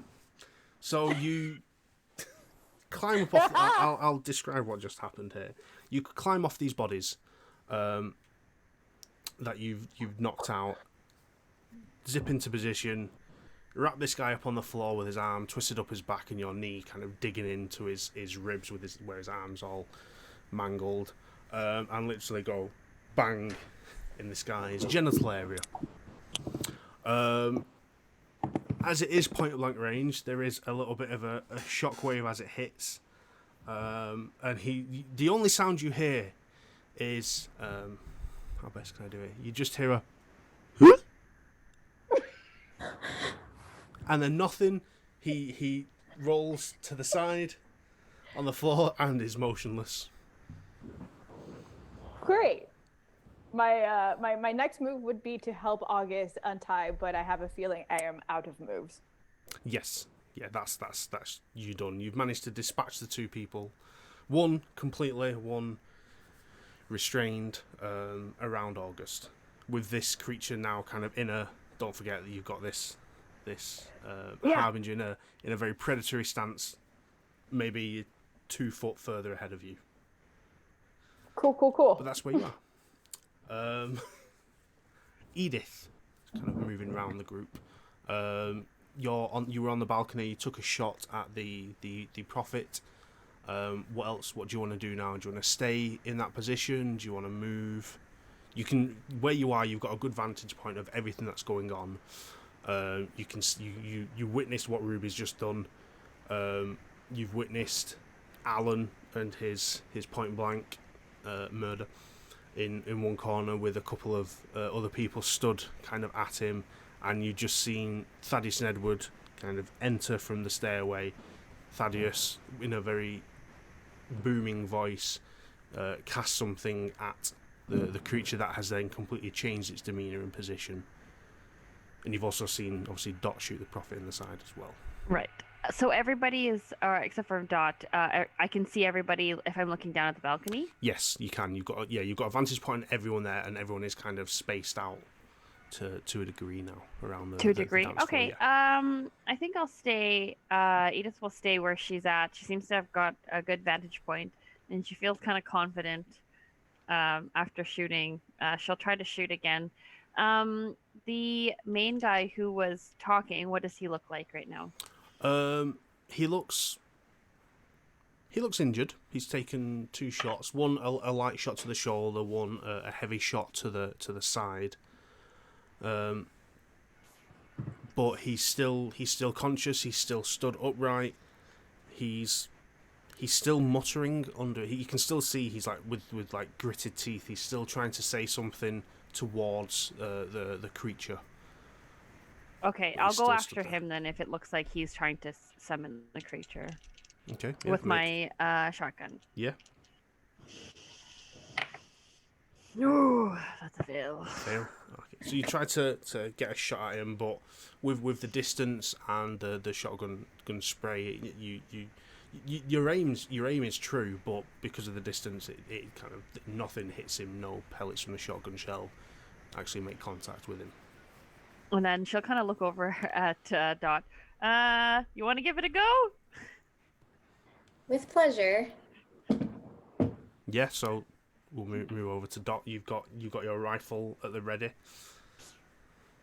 Perfect. And I will, after having reloaded, take another shot at him. Mhm. Ooh, that is a 0 and then 3 on it. So that's a 3, right? Out of Yes. 100? Okay, so that's a critical success. Yeah, that is definitely an extreme success. Or extreme. What was the damage on your rifle again? A lot. D8, D6 plus 3. D8, 5, D6, 3, so 11 11. points. Okay. Let me quickly add this up.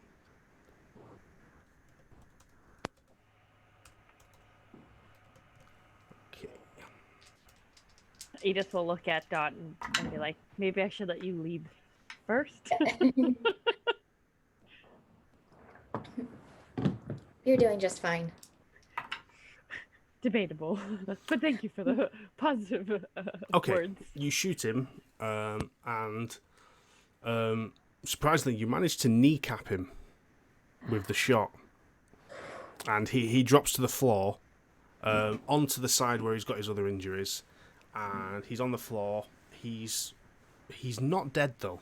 Surprisingly, he is not dead, but he is coughing up blood.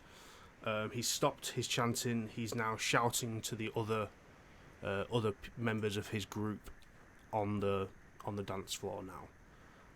But his focus has completely changed, a full 180 from the creature. But he is now immobilized on the floor. And when you say he's yelling at the other people, are we able to tell what he's saying? Make me a listen check. Just while with everything that's going on, it is getting a little bit little bit loud down there. Yeah, that is a success. Success. Yeah. You can hear him shouting, "Help me, you fools!" Ooh, okay. Perfect. And that will maintain where she's at for now. Yep, no problem. Alan, moving over to you. Yes. You're backed towards the staircase with two cultists, a male and a female with ceremonial daggers, kind of walking as you move one way. They're kind of snaking and following at a distance, obviously because you got your gun. They only have blades. What do you want to do? They're kind of both still almost they wanna they're on the cusp of kind of trying to take a swipe at you, but that little bit of hesitation as you did just kill one cultist in front of them. What do you want to do? They're not actively engaging as it is, but they're very, very close. I'm gonna yell, "Look at that!" and I yell it as loud as I can as I point behind them.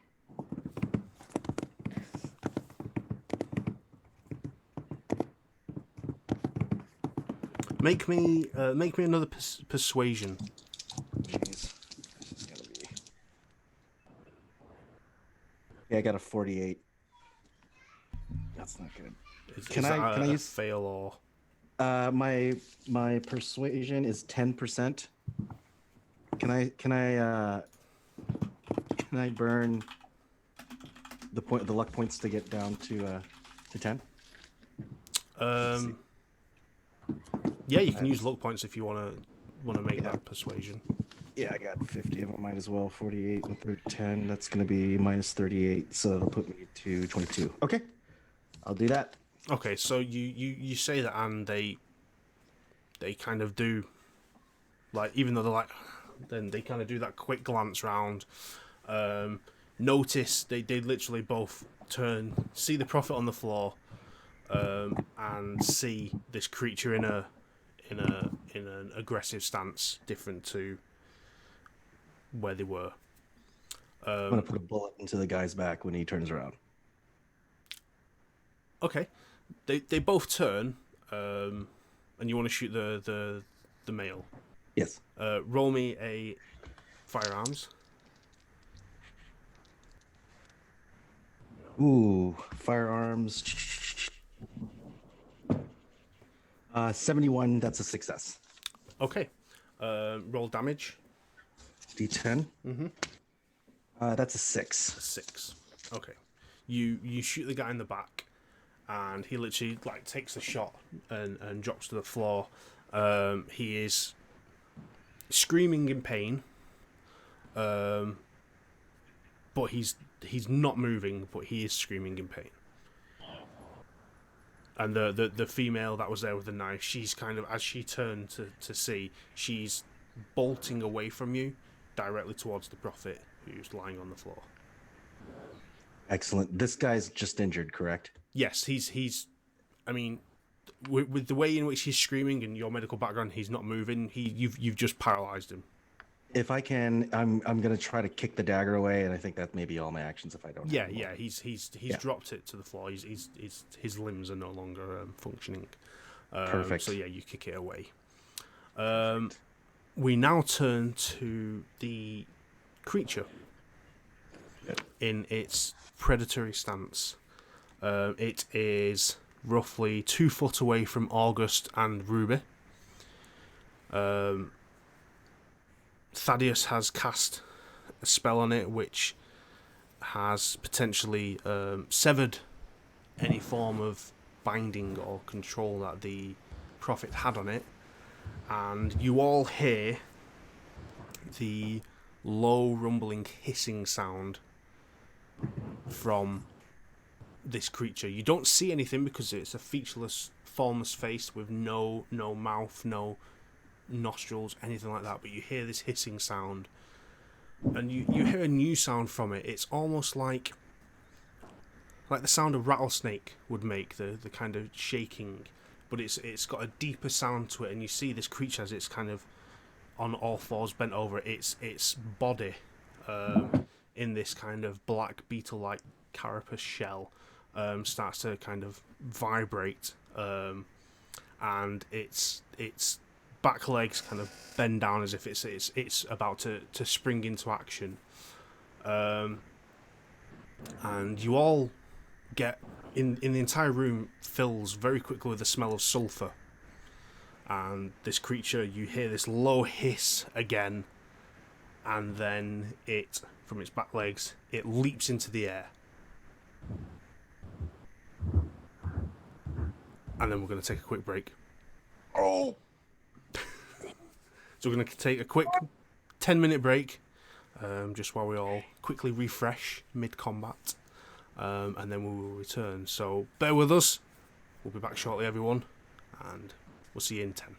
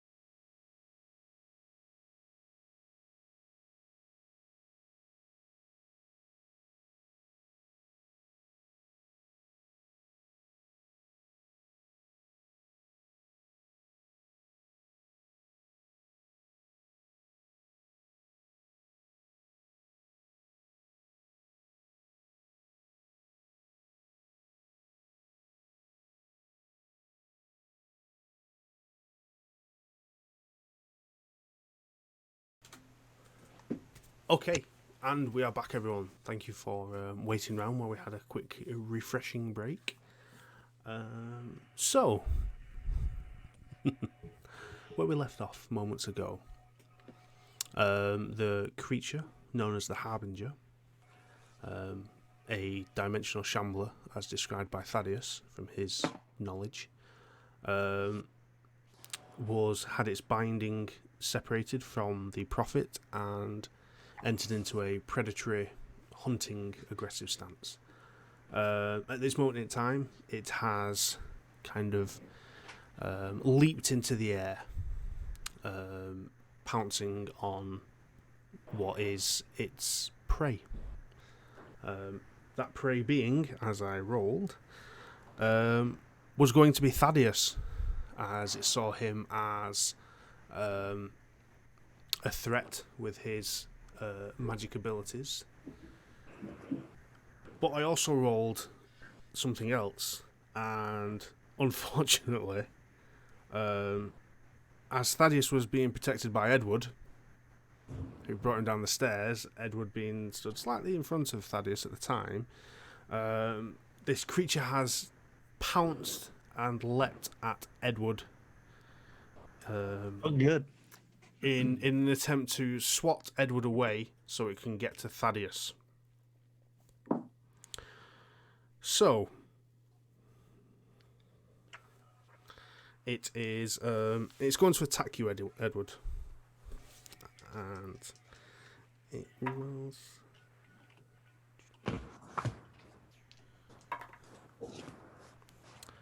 And it succeeds.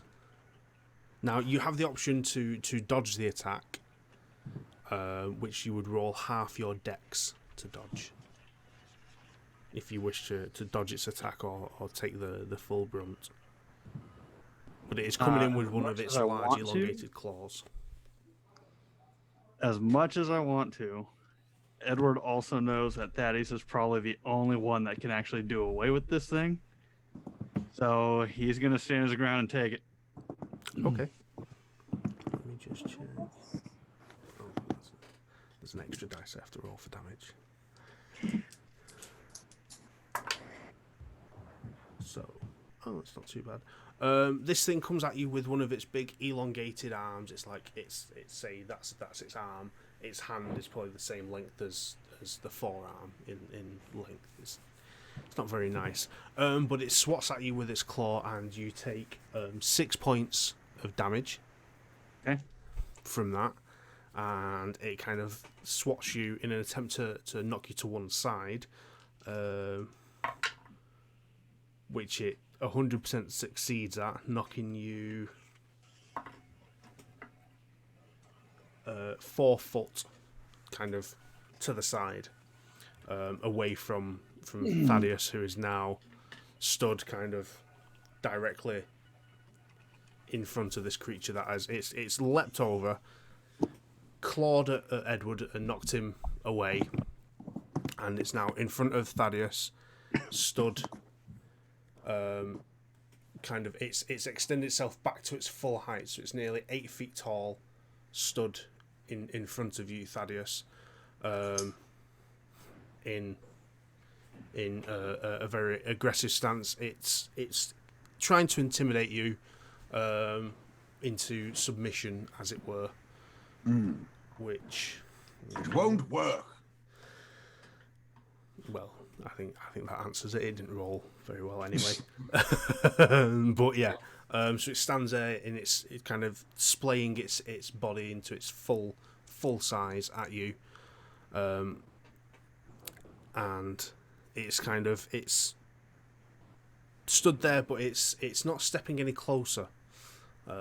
There is a sense of maybe a bit of a barrier blocking its advances, but it's directly focused on you. So that's the creature's go. Moving to the cultists and prophets at this time. And the prophet, should I say, the prophets.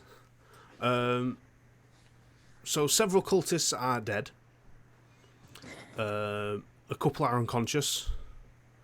A couple are writhing in pain, and one is heavily restrained by Rubi, staring at his what you guys don't know this, but it was his childhood friend, his best friend, who kind of helped him grow up into the man he is today.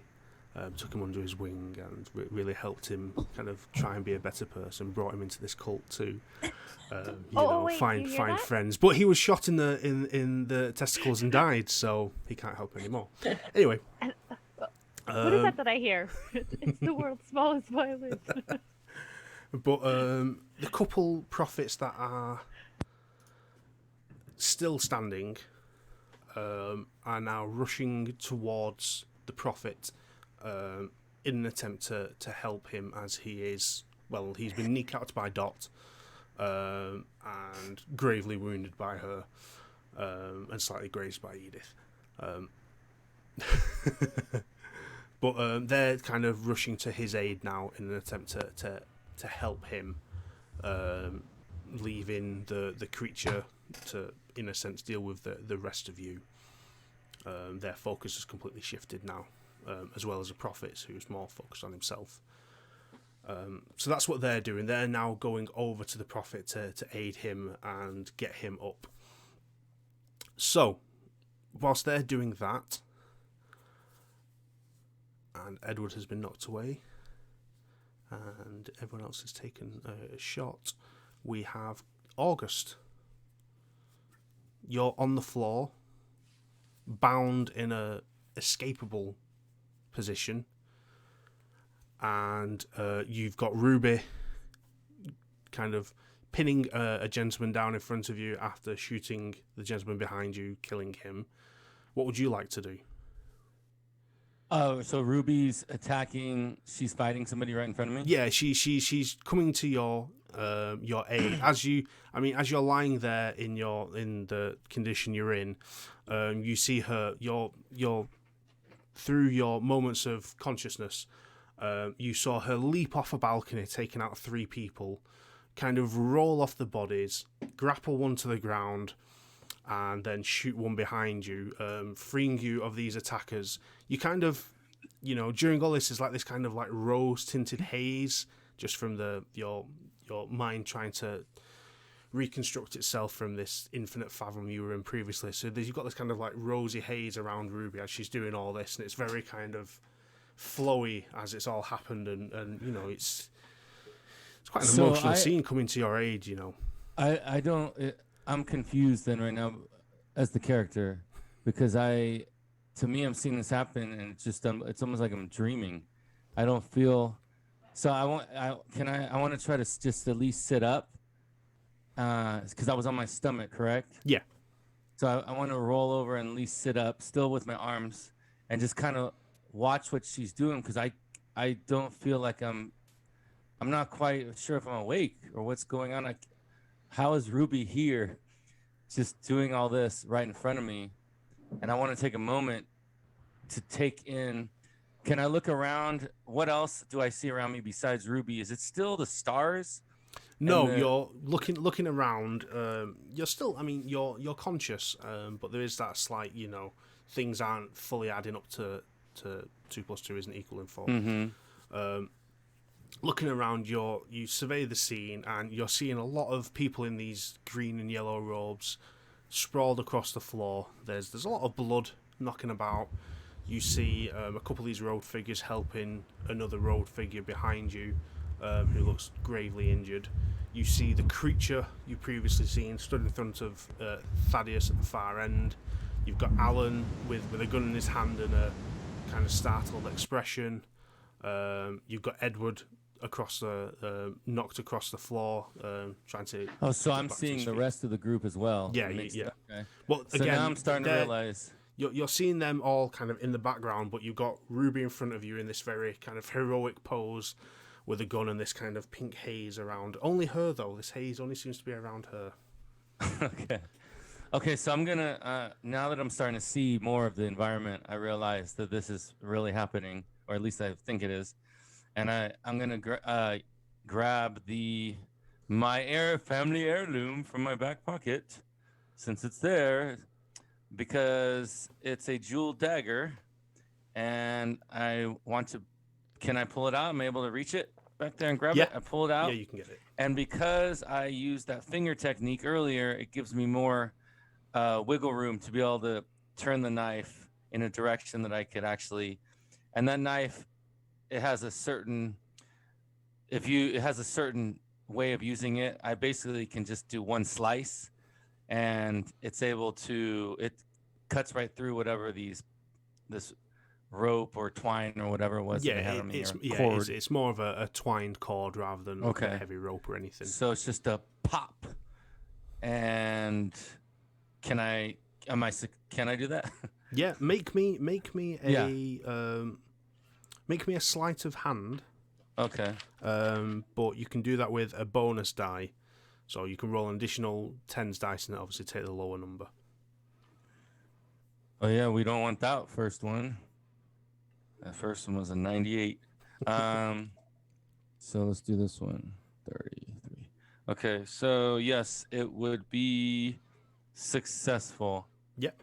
Okay. On the second one So you with the you bonus get with your, the bonus your dagger out of your pocket and kind of whip it round, slicing the cord, and you've freed your hands now from behind your back.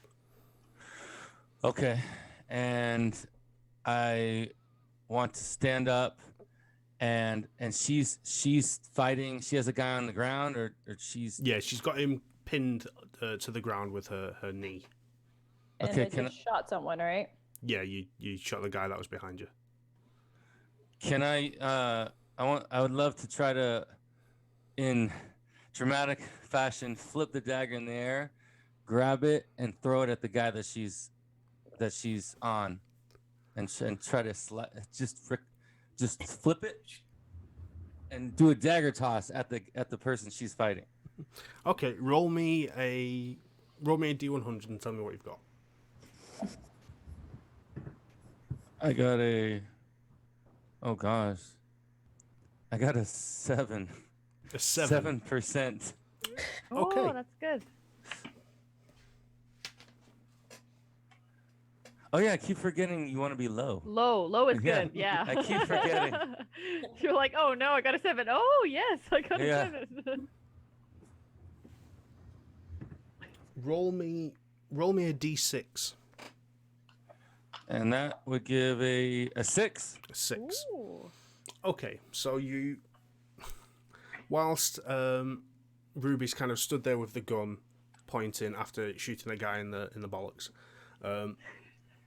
you kind of get the dagger, cut your bindings, whip up, throw the dagger, and then throw it, and you throw it with such force and focus that you hit him square between the brows, lodging the knife in his head, and Ruby, you feel the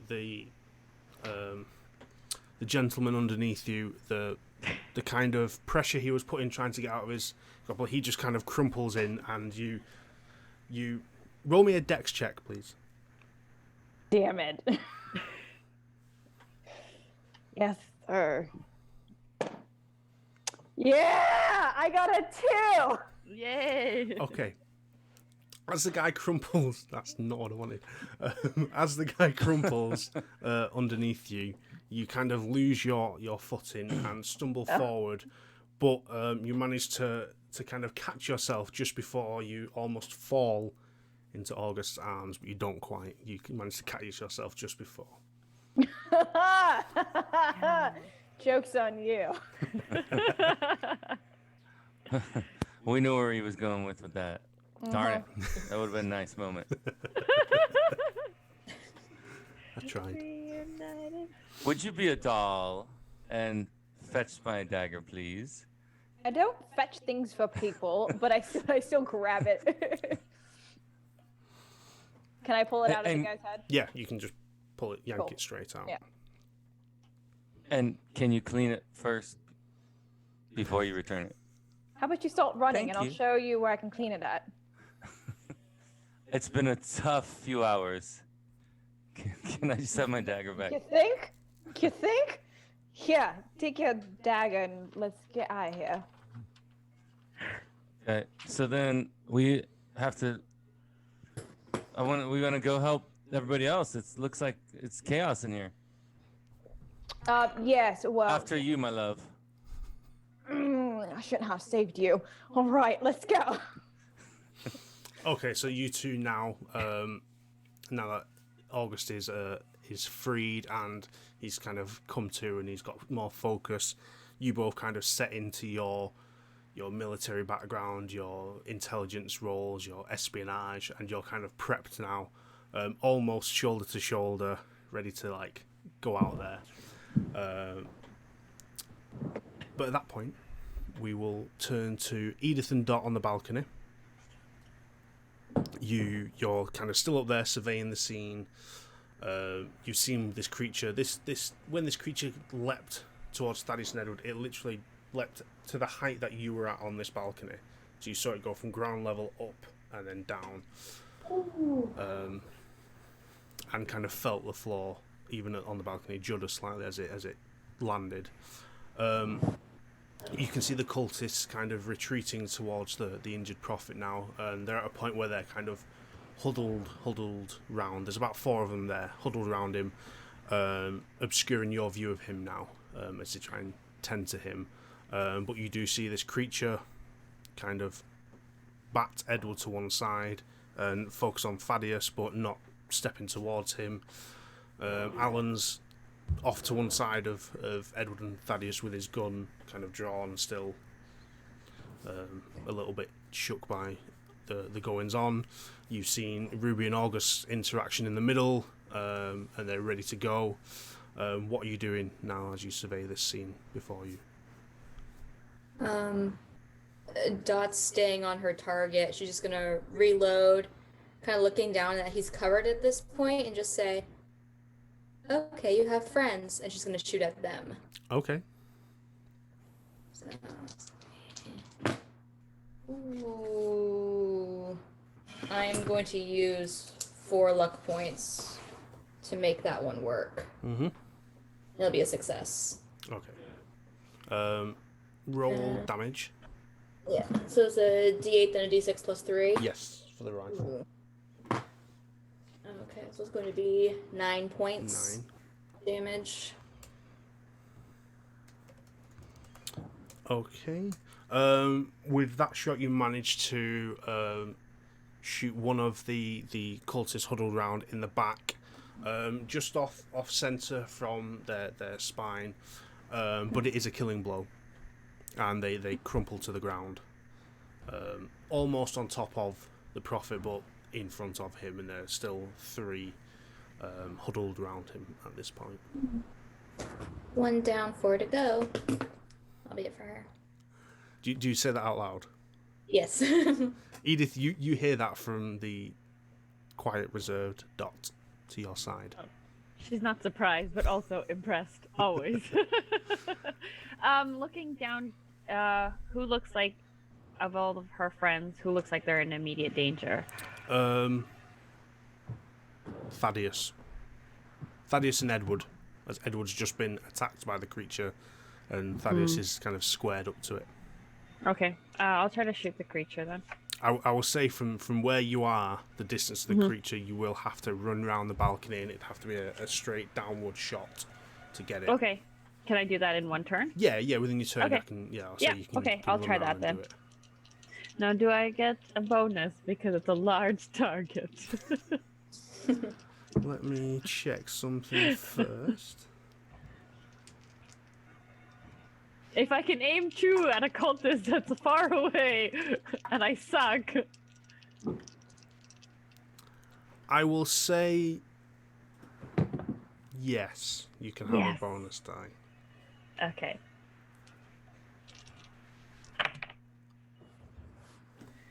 I have 29. I rolled 20 on both, so I still have 29, and I need a 25 to hit. So I'll use 4 luck points Okay. to hit. Or do I need 25 and under? Yes. Or below 20? Okay, so the 25 would be good? Yeah. If you get 25, yeah. It's on it or under. Okay, perfect, yeah. So I Okay. use 4 luck points for that. No problem. And because you're doing a straight down shot, I will say you can roll a D8 this time. 8. Nice.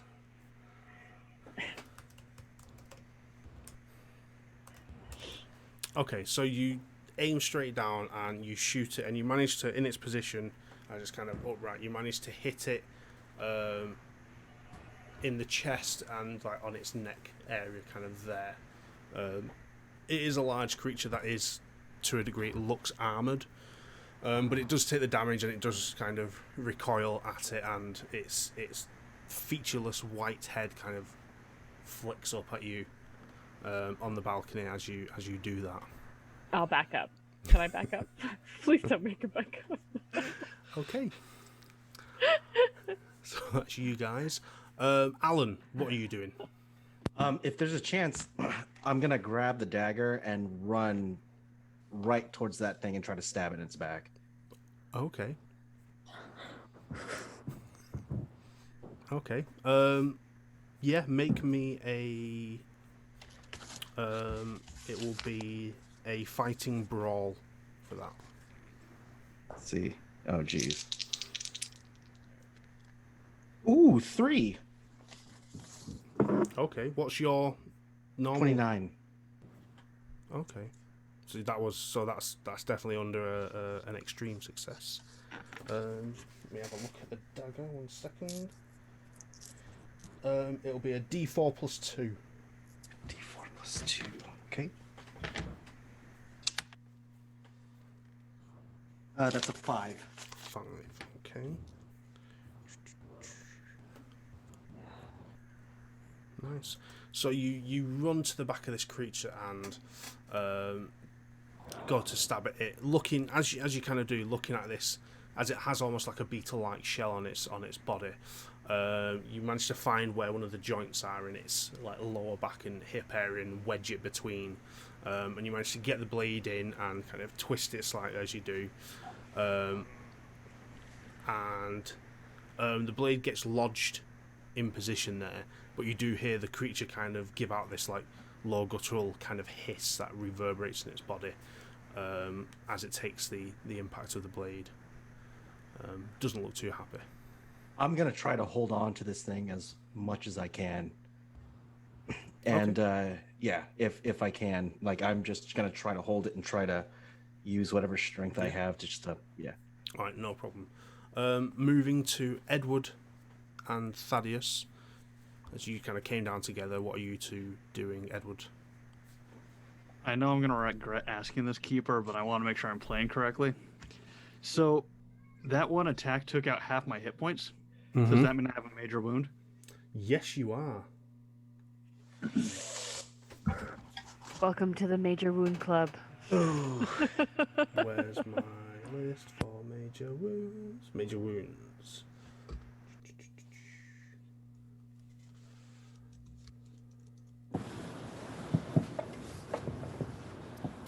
Okay, tick the box on your character sheet for major wound. Okay. First off. And then we will deal with the repercussions of that later on. But all your attacks and basically everything you do will have a penalty die attached to it. Sure. Okay. Currently. What I would like to do then is just kind of clutching where that creature attacked me. Fucking hate myself. I'm gonna walk and put myself between Thaddeus and this thing once again. Pistol out. I'm gonna just try to shoot in its face. Okay, you're gonna try and shoot it. So you kind of let me just check where this wound has damaged you. Okay, you're clutching at your hip. You are able to walk, but it's an extremely painful movement. But you kind of shuffle your way in between this creature and Thaddeus, who are almost at a standoff. Even though obviously Edith's damaged it and Alan's damaged it, its focus is still being directed towards Thaddeus. So you can put yourself in between the two, and you can take a shot with disadvantage. Okay.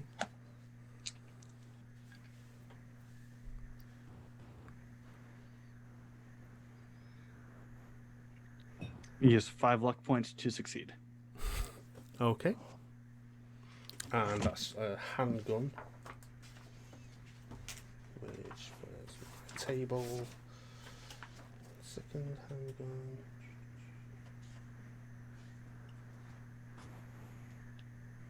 So it's a D10 for a handgun. For what you've got, is it? D8, sorry. D8? Yeah. It's a whole 2 points of damage. 2 points. No problem. So whereabouts are you trying to shoot it? I was just kind of aiming up towards its big ass head and just firing. Okay, yeah. So you kind of aim up even in pain and you take a shot. You hit it, but you don't get its head due to its height. You manage to hit it kind of in the chest area. It takes the impact. It doesn't seem to react heavily to that, though. Thaddeus. Yes. You're kind of stood.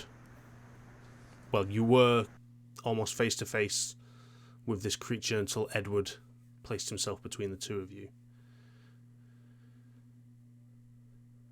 Can I, if I could, I cast a spell over top of Edward? Yes, the creature's nearly 8 foot tall, so you can see most of it over the top of him.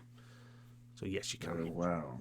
So, I raise my hands to the sky, to the creature above Edward, and I shout out, Ushlach, Lalos, Horach, Ash, Nabingatul! And I cast Dominate. Okay. Let me roll something just slightly.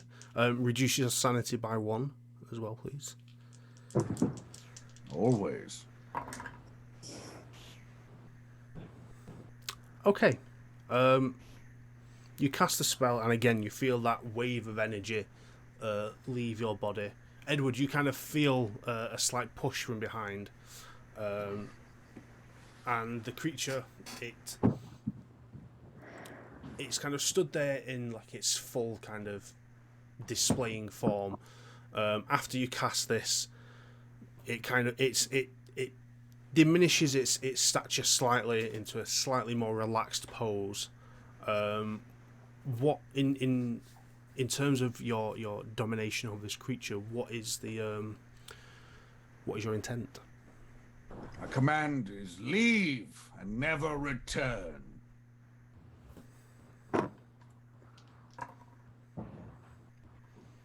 Okay, you dominate it, and through the power of your will, you command it to leave. A moment passes. Nothing happens. It goes from that kind of dominating stature, droops a bit, and then another moment passes. Nothing happens. Edward, you're kind of stood there with your gun, thinking, fuck. And then you see a slight shimmer in front of your eyes. And then you hear the hiss of this creature and the almost rattlesnake, the deep rattlesnake sound from its body, and gone. Aha! Edward, you're kind of overcome with the smell of sulphur to the point where you're coughing, choking slightly on the smell. Alan, as you were kind of holding onto this blade in its back, as the thing disappears, your hand goes loose. No blade, no creature. It's gone. Edith and Dot, you were in your positions watching this. Again, creature just gone from existence. It's no longer there. Ruby and August, can you make me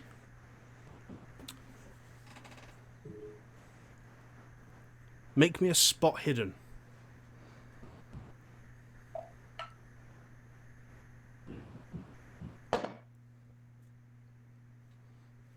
Okay.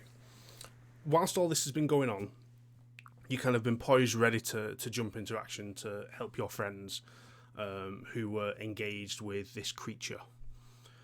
So that's your focus has been on your friends. But what you have during all this, you've witnessed Thaddeus kind of command this creature to leave with his booming voice as he casts the enchantment and recites the spell. But as this has happened, you both notice very quickly in your peripherals that the three remaining cultists have been helping the injured prophet out that door at the side of the stage. They've kind of assisted him over there whilst all this has been going on, and they are literally, as you look, you notice they are moving through that doorway. I want to grab Ruby slightly by the neck, bring her in, give her a quick kiss. Shall we? We shall. And then we head. I want to follow them through that doorway. Okay. Run through. Okay, so can you both make me either a dex or a size roll?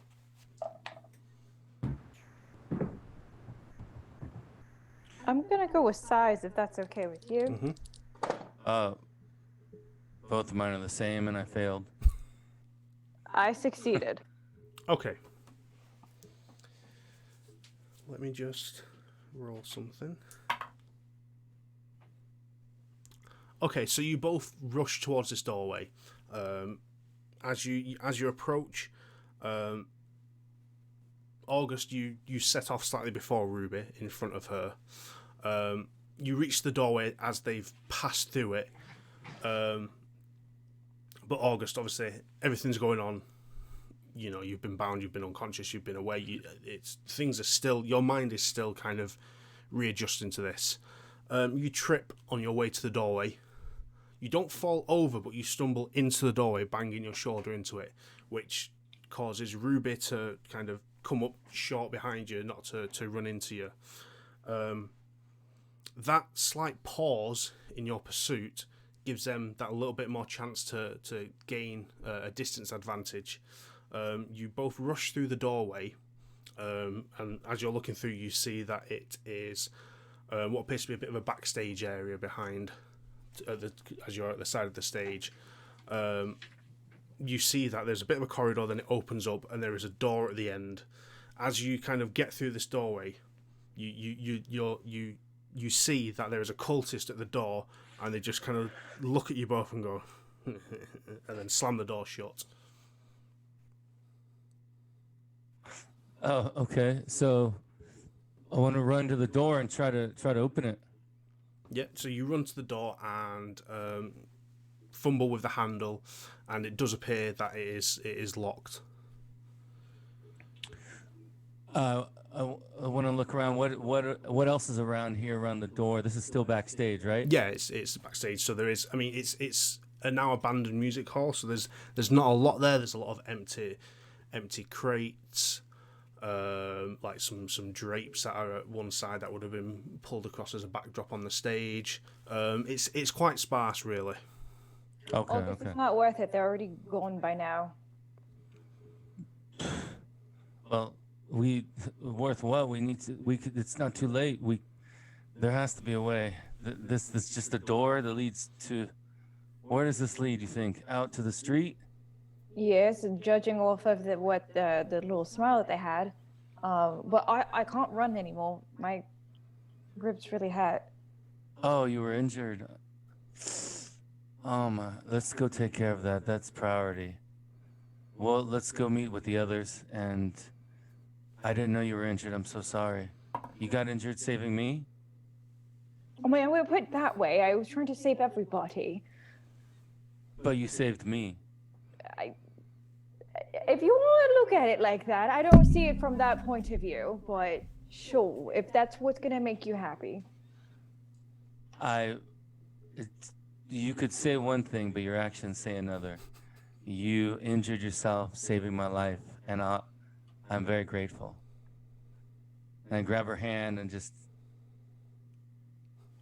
thank you. And we start heading back towards the main room, to the room with the others. Okay.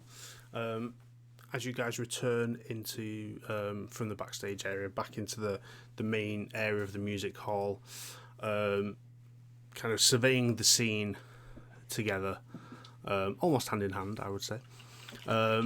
You see that the floor, the room is littered with bodies. Some people are still alive to a degree. Majority dead. You see Thaddeus at the back where the staircase is. Thaddeus, you're quite exhausted, really, with the amount of power you've exerted to cast these spells. You are very, very tired, mentally weakened by this, and you could really do with a rest at this point. Edward, you drop to the ground in severe agony. Your hip is throbbing with excruciating pain, and your left thigh is getting very warm. Don't look. And I look. Looking at your body, your clothing is intact. As you drop to the ground, you notice your left knee is slightly lower than your right, and the trouser leg on your left thigh appears to be getting tighter. I'm gonna go up to him and grab my belt and see if I can do anything for him. Yeah. Will you roll me a first aid, please?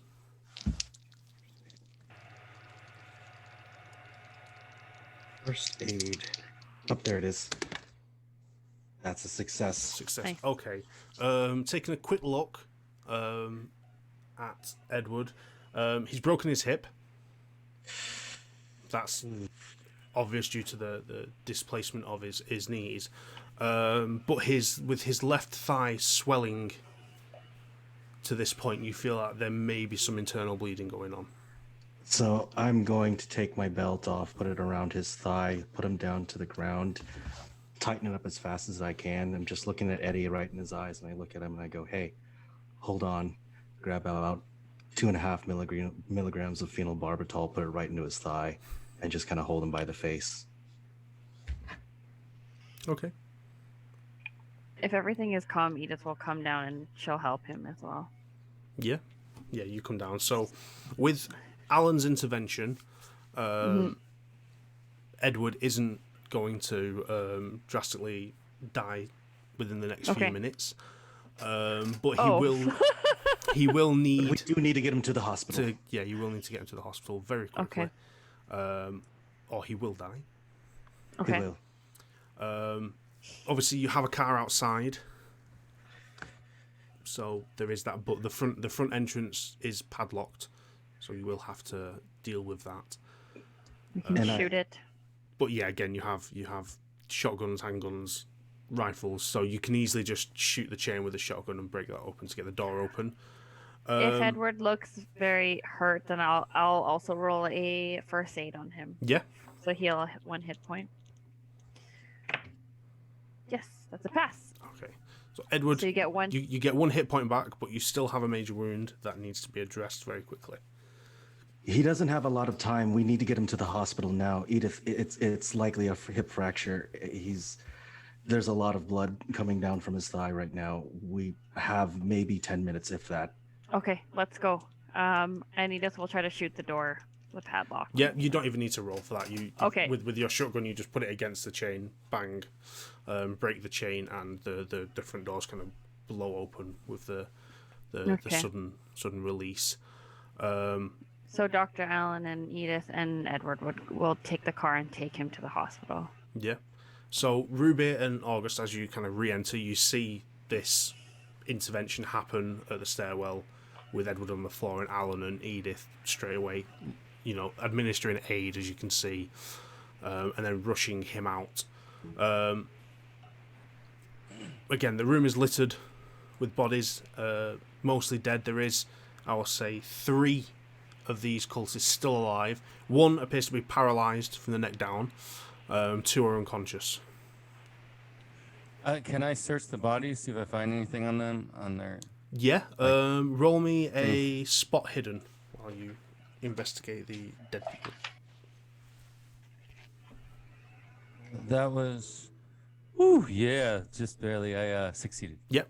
Okay, so kind of searching these, the scattering of cultists on the floor, looking over their personal effects under their robes and that, you see nothing of interest. Just the usual, like the odd wallet with a little bit of cash in, house keys, a couple of packets of cigarettes here and there. But looking over the robes, you see that all the male members of this group are wearing green robes. All the females are wearing yellow.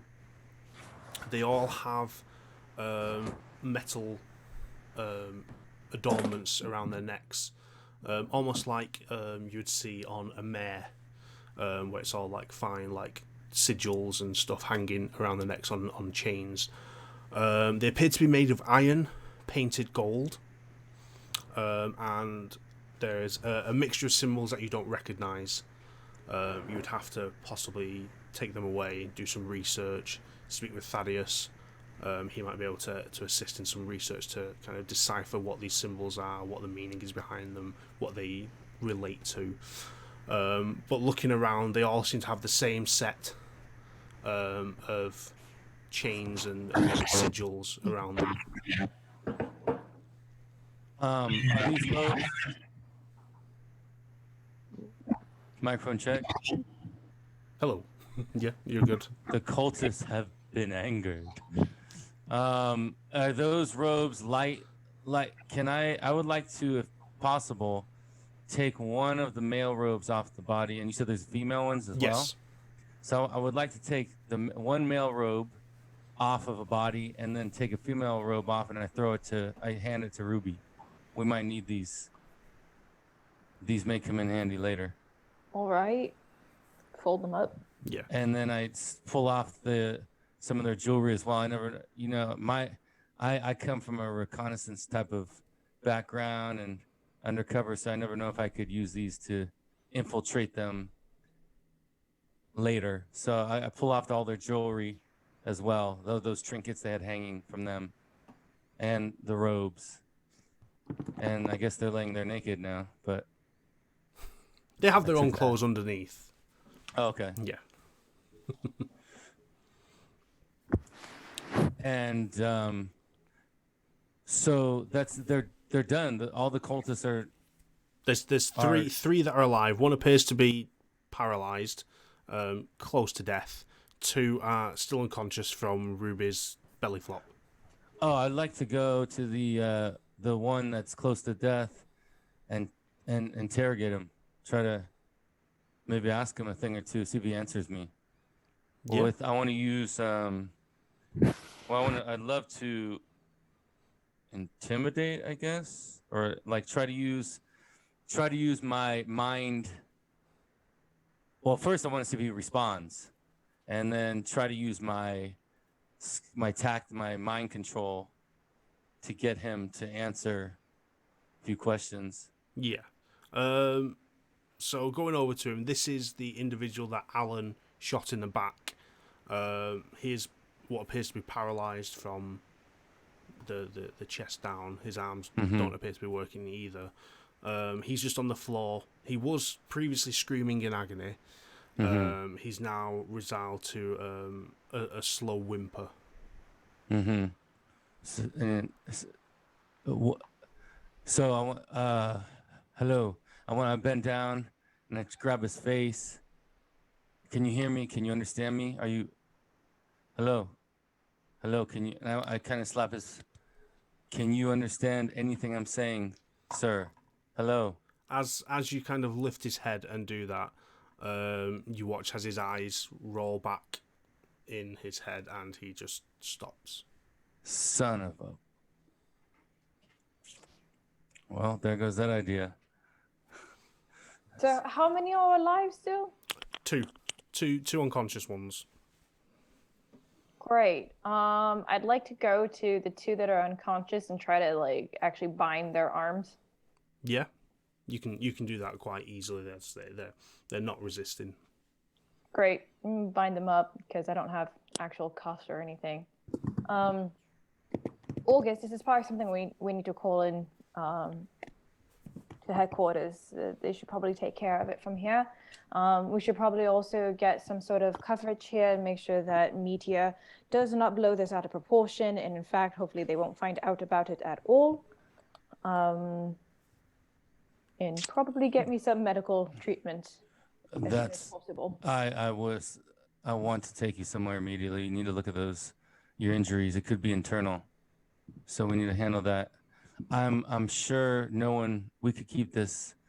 I'll contact our local people immediately, have them put this under wraps quick. No one will find out about this. And then they can give us a report within the next day or 2. All right. I think my safe house might be close by. It'd probably be the quickest to get information to headquarters. Okay. And where is the nearest hospital? Somewhere we could take you? Don't worry about that. In my safe house, we can take care of my medical needs. Okay. Well, let's. Are these 2 of you finished? You bound them up? They're tied up? Yep. And I want to go check to make sure the feet and hands. Just I always double check. Did you do the feet? Yes. Okay, they're good. Just want to make sure. Because if they wake up after we're gone, there could be a problem. Yes, I know. We saw that last time we worked together. Yeah. So let's head out. Who's still here? So, still in the building, you have Dot, who's on the balcony, and Thaddeus, who's at the bottom of the stairs, looking quite exhausted. Dot, obviously, you've still been on the balcony during all this. What is it? Is there anything you want to do before we move on? Yeah, I know it was happening a little bit ago as everyone's been talking, but if she saw them fleeing, she would have just tried to maintain pace with them on the upper level to keep an eye out from above. Yeah, so what I will say you can do, just kind of retroactively, as they've gone through that kind of back door, you could potentially run back through the corridor that led you to the balcony to the fire escape and see if you can get a vantage point from there. If you want to do that, I will say do me a dex or size to pursue. Dex or size? Or size, yeah, give you the option. Oh, thank goodness for size. That'll be a success. Okay, so you kind of seeing them go out that back way, and Ruby and August who darted that way as well. You run down the corridor back to the fire escape with your rifle in hand to try and catch them. Once you get to that fire escape and step through outside, you immediately see a car speeding away on the street behind the music hall, and it's kind of like swerving along the road as it does. Got it. Are there any identifying features on the car? It's nothing that would stand out. From its speed, you can't make out any registration on the vehicle either. Understood. But you do see as it swerves off, it does bump the passenger side does bump into a couple like trash cans that are on the side of the road. It does hit one of them on its way. Okay. Good to know. Not gonna try to take a shot at a moving vehicle. She'll go back into the building to check on everyone. Yeah, so you head back into the building and make your way down the stairs, where you meet Thaddeus, who's kind of taken a seat at the bottom of the stairs, catching his breath, and Ruby and August kind of walking back over from the 2 now bound cultists. Are you guys okay? Mr. Thaddeus, how are you? You don't look too well. I know Ruby was injured. We need to take her somewhere to get some help immediately. I'm fine. I can handle myself. Thaddeus. Dear, you're not. I can. My body is still limber. It's just my mind that is strained. If you need me to carry her to the hospital, I shall gladly do that. No, we have a safe house close by we're going to take her to. But we should go. We have some people that are going to take care of the situation here after we leave. Thaddeus, is there a place that we need to take you to, or would you prefer going to my safe house, feeling safer after what has happened? I wouldn't mind just going home and having a nice cup of tea. That sounds nice. It's not far from here. And We can stop. We can drop Ruby at the safe house, make a stop, and Yes, I could sleep in the trunk at this point. I'm so exhausted. Anything that is immediately needed to be done, do it. Drop me off last. We don't have another vehicle, do we? The one they took off in it, correct? Correct. Correct. So we have to that walk. was our vehicle speeding off. Or your vehicle. Excuse we me. can take a taxi. It's not that difficult. I believe horse and carriage are still a thing. Horse and carriage? Yeah. Yes.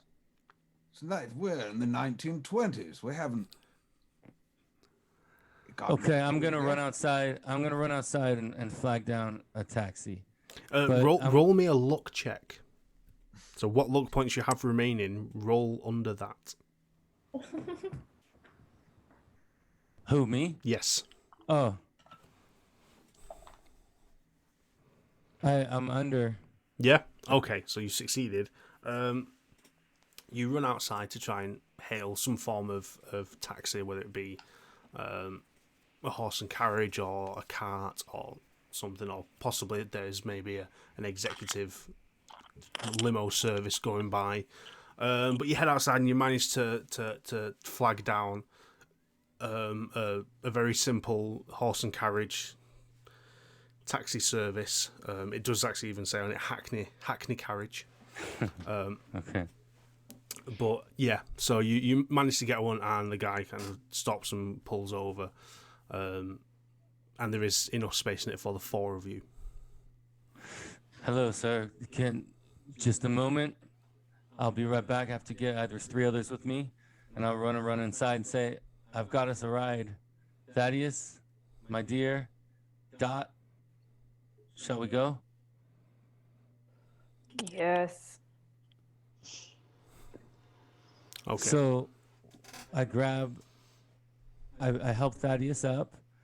I grab Ruby's hand, and we walk out the door, and I let them into the. It's a horse ride. Yes. And we ride in fine style today here, and I help them all into the ride, per se. Yeah. And then and I lean over to Ruby. Where are we going? Where's this? I whisper, where's this safe house? Actually, I'm gonna have all of you blindfold yourself, so we don't know exactly where you're going, and I will tell the driver where we are headed. And Oh, so you'll blindfold us, but yet you'll tell a stranger where you're living. That's wonderful. Yes, Great planning there. because I can fix that problem later. The last time Ruby blindfolded me. We won't talk about that. Thank you, August. and Dot's just gonna start taking like her cloth in her hair and just sort of putting it over, and she'll just lean over and try to sleep. So, And I'm already asleep. my dear, I am sorry, with all due respect, I cannot be blindfolded. We work together, and if this is really truly a secret, we should have no secrets from each other. Yes, we will have plenty of secrets between each other. Thank you. How are we supposed to keep our trust when there are secrets? We I don't- always. You know, just please put on the blindfold. I am not going to hurt you this time. Just do it. I was just curious, though. What are you trying to hide? Don't I have some affiliation with these people, this place we're going? I'm sure I know somebody in there. I was sent here to assist you, particularly. Excuse me. Assist me. Yes, you, especially you. So this entire thing was a ruse, because when you first arrived here, you had no idea that I was working here. And now all of a sudden you came here specifically for me. Well, they felt that you were losing a bit of control of the situation. You might need some assistance. So I was sent here to oversee a few things. I haven't lost control of anything. Well, if you're blindfolding us, then, my dear, it's our secret. Don't worry. I won't tell anybody. It's part of the job, and I can't put a blindfold on. I have a fear of the dark. You tell everybody everything. You literally cannot keep a secret. Well, like, you literally just told them, everybody sitting here, that I blindfolded you before. And they're here right now listening to us. They're sitting right here. That was our dirty little secret that was supposed to stay a secret. Well, it's no longer a secret because now you're talking about it. Well, evidently you did it first. Here's the point. See, right? Thank you. Thank you.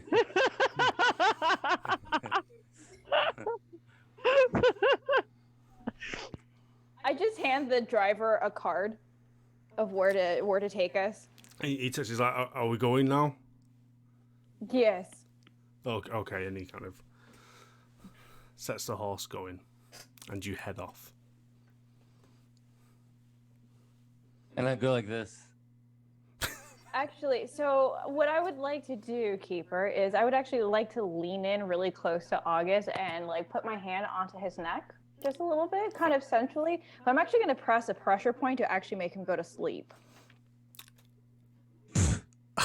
Okay. Really? Roll okay. me. Okay. Okay. Really? Roll me a sleight of hand. Do I get to defend against that? Yeah, I want you to roll me. I am seducing you. I want you to roll a con roll. When I want to know, I don't want to know success or fail. I want to know what the roll is. Okay, con. Mm-hmm. Con. I got a 32. What did you get on the sleight of hand? I got a 13. 13. August, you, as she does this, and the carriage is rocking along, you slowly drift off into slumber.